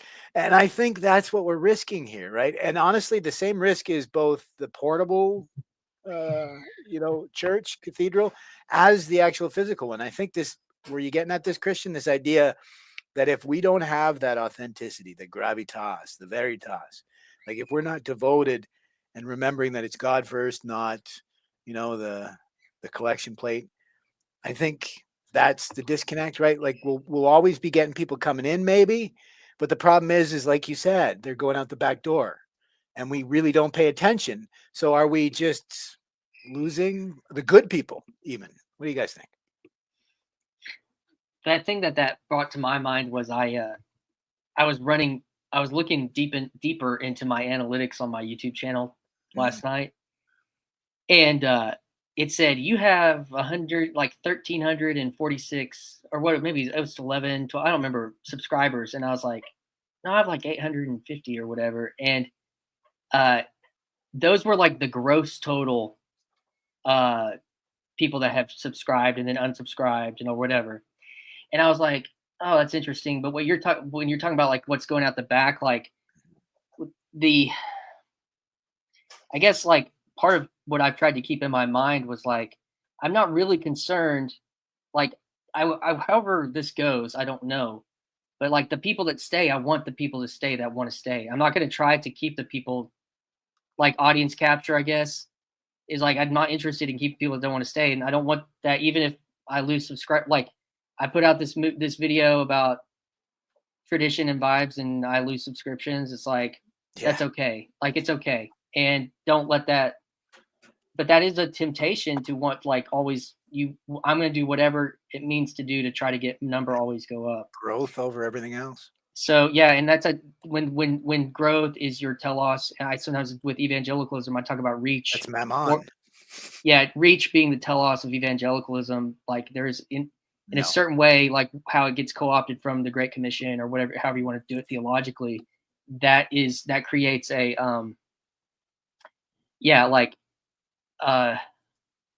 an unintended consequence related to what does it mean to reach people? What does it mean to get people saved 14 times? What does it mean to get people those are questions people have been asking a long time, but I think to me, my experience was like subconsciously, even if like the intentions are good or in a right place of like how I want to do ministry, even for like Ed's church down there, he's always going to be fighting like what it means to like really do church right. That, I mean, how many times are like, we value excellence, we want to do church right. What does that mean? Ask Gary Newhoff. It ends up, he a week or two ago when he said like he had a video drop about like what the church can learn from Mr. Beast. And it's kind of like, that's actually weird. I like that. There you go. Like, I mean, that's what you're going to get. So I think you just hit on it dead. Tell me if this isn't exactly what's going on. Mr. Beast is quantity over quality. And what I mean by that is he only cares about growth. And technically, we've just seen that he's a horrible person. I don't know if you guys have heard. There's been a whole bunch of leaks about this guy, Mr. Beast, and he's supposedly a horrible person. And yet it didn't affect him. So many of the pundits, the influencers, thought that it was going to end his career. Nothing. And I wonder if that's what we're looking at. Like with the mega churches, like they can fail utterly and yet still continue to seemingly grow. Right. But I wonder if how many times have we seen them fail in the end, but it's like it just comes apart instantly. I wonder if it's because it starts to denature from the inside and they try to hide it for so long. Does that make sense? Like, I wonder if we're seeing that. I think overall these mega churches are just aphasia, because I think the only true faith is found, like we were talking about earlier, is your smaller local stuff. Even if it's a bigger church, if they will admit that they're losing as many people at the back, and they're not valuing who they've helped, you get what I mean? Or did I just waste your time there? I mean, I think that I don't want to be too hard on it. Like, I just think I'm just trying to like prescribe something that I've seen and experienced. And to Michael's point, the fact that I do think there are faithful people in all sorts of places and in all hopefully in all Christian places, and so like, I don't want to come down too hard. I just think it's worth noting the critique, and like, at least from my experience, when there is something about like that telos of reach. So, you know, and it's like if you want to co-opt Mr. Beast's tactics into your church, like you're gonna get, you know, that's what you're gonna get. So Hollow subscribers is what I think they'll end up with, unless he means he's going to learn from his mistakes as well. subscribers, church attendees as subscribers, isn't that what we do in the TLC? Yeah. That marketing guy Rory Sutherland that I was talking about, he actually had like this is I think this is a really good idea that churches should pay attention to. He was talking about somebody who like they were like the number like 30th or something, like top restaurant, and they were trying to figure out like how to get better. And so what they did is they went to the best restaurant. I remember that. Yes. And then what he said, they said don't focus on what they're anything of the amazing things they're doing. Find out what they're doing the worst and do better. And then we're going to focus on on becoming the best at that, or I forgot about that. raising That the is thing. the best. And like, you know, he said it was like a reverse benchmarking kind of a thing. And I almost wonder, like, man, maybe this could be my future job or whatever. Be like start like a thing of like, you know, like secret shoppers or whatever, but like for churches. And like, because, and honestly, if I was in a church, if I was running the church, the feedback I would most want to know is because you get the feedback from the people that will fill out the card. You have no idea why the person that showed up once and never came back. Yes, exactly. Didn't come back. But whatever that reason was is probably the thing that you should address, because it's, you know, whatever 10 or 12 of them, right? Not just because one. I've been there, you know, we've been to churches and I'm like, let's go. I don't want to be at this place. And like, I'll be like, I don't want to talk to any of these people. Let's get out of here. You didn't like the vibe. Yeah. And like, and some of the things like that's like some of the ones it's like they, you know, they had people that were being like welcoming teams, but it's like they were talking to each other. Yeah. They didn't notice that we were new faces. They didn't give us the time of the day. They weren't engaged. Like, yeah. And I'm like, I don't want to be in this place. You know, and not like sometimes I'm a little bit like, I don't want to be, you know, when the people are like, hey, how are you? And like too much of that, it's like, yeah, back off. I don't, you know, I don't need that. But it's like, I don't know. There's something between like what I learned, and I would say from my own experiences, like, and this is in youth ministry, is like, I don't know how to make the coolest kid think I'm cool and want to listen to me, but I can find the one kid that feels out of place, feels alone, and I want to make sure that he gets some attention, that I, you know, make sure I get to find out his name and what he's interested in and all that stuff, because I've been there and it sucks to be the kid that's sitting in the corner and nobody wants to talk to you, and maybe you don't know how to join into the conversation or whatever. And so it's like, that's the thing. Seen. Yeah. And seeing the that are unseen, especially because they're the most desperate. That's what we need to be like. You know, they're the least to ask for help. Believe it or not, you're right. Yeah, and that would be a difference between what I was like going for, like in this video I released today, because I wasn't going to this church because I was going to go to the church. Like I wasn't looking to go there. I was looking to go there worship. You were auditing the church just for fun. Like, yeah, I mean, Jared's church, atheist church audit, you know, but it's like. I wasn't necessarily, I wasn't even really auditing. I wasn't like trying to like say, is this church meeting a benchmark of some kind of whatever. I literally, my thing was like, I was going, this is the point, and I probably need to go. I was trying to go to a place that was in my tradition. Like I wasn't trying to go to the church that I vibed with. I wasn't trying to go to a church that was different from me, like Orthodoxy. I was literally trying to go to a church that was my tradition. You wanted context. Continuity and context, like where's the continuity? That's smart, actually. And so that was what I was aimed at, and that's the difference. Like tradition hits different, blah blah blah. That was just being silly, but it was like I wasn't trying to find. And you can say like I'm Acts 29, I'm a Gospel Coalition, I'm a Reformed Baptist. That's my tradition. Okay, but maybe you need to drop the name of your tradition, because if you're not going to like Baptist or Presbyterian or whatever, then you should probably drop that and just say, actually, no, this is just what we are. Because it's a little bit, I don't know, that's as opposed to like, I'm interested in quote unquote, the confessions. I'm interested in this sacrament. I'm interested in the liturgy, you know, that is supposed to be represented in this space. That's kind of the distinction I was trying to draw, not necessarily like, so, you know, but the difference being that I wasn't trying to go to a church to see if this is where I would want, quote unquote, want to. I know what you mean. You wanted to compare the vibes in a sense. Yeah, well, I wanted to compare the tradition. I don't know if I was like wanting to compare, but maybe there's a certain way in which that could be told that way. Yeah, but like, but yeah. So I guess that's what I was trying to say. I think you did a good job because I didn't get the feeling you were judging him or try. I just thought you were exploring, you know, your own faith, right? Yeah, I mean, in a certain way, yes.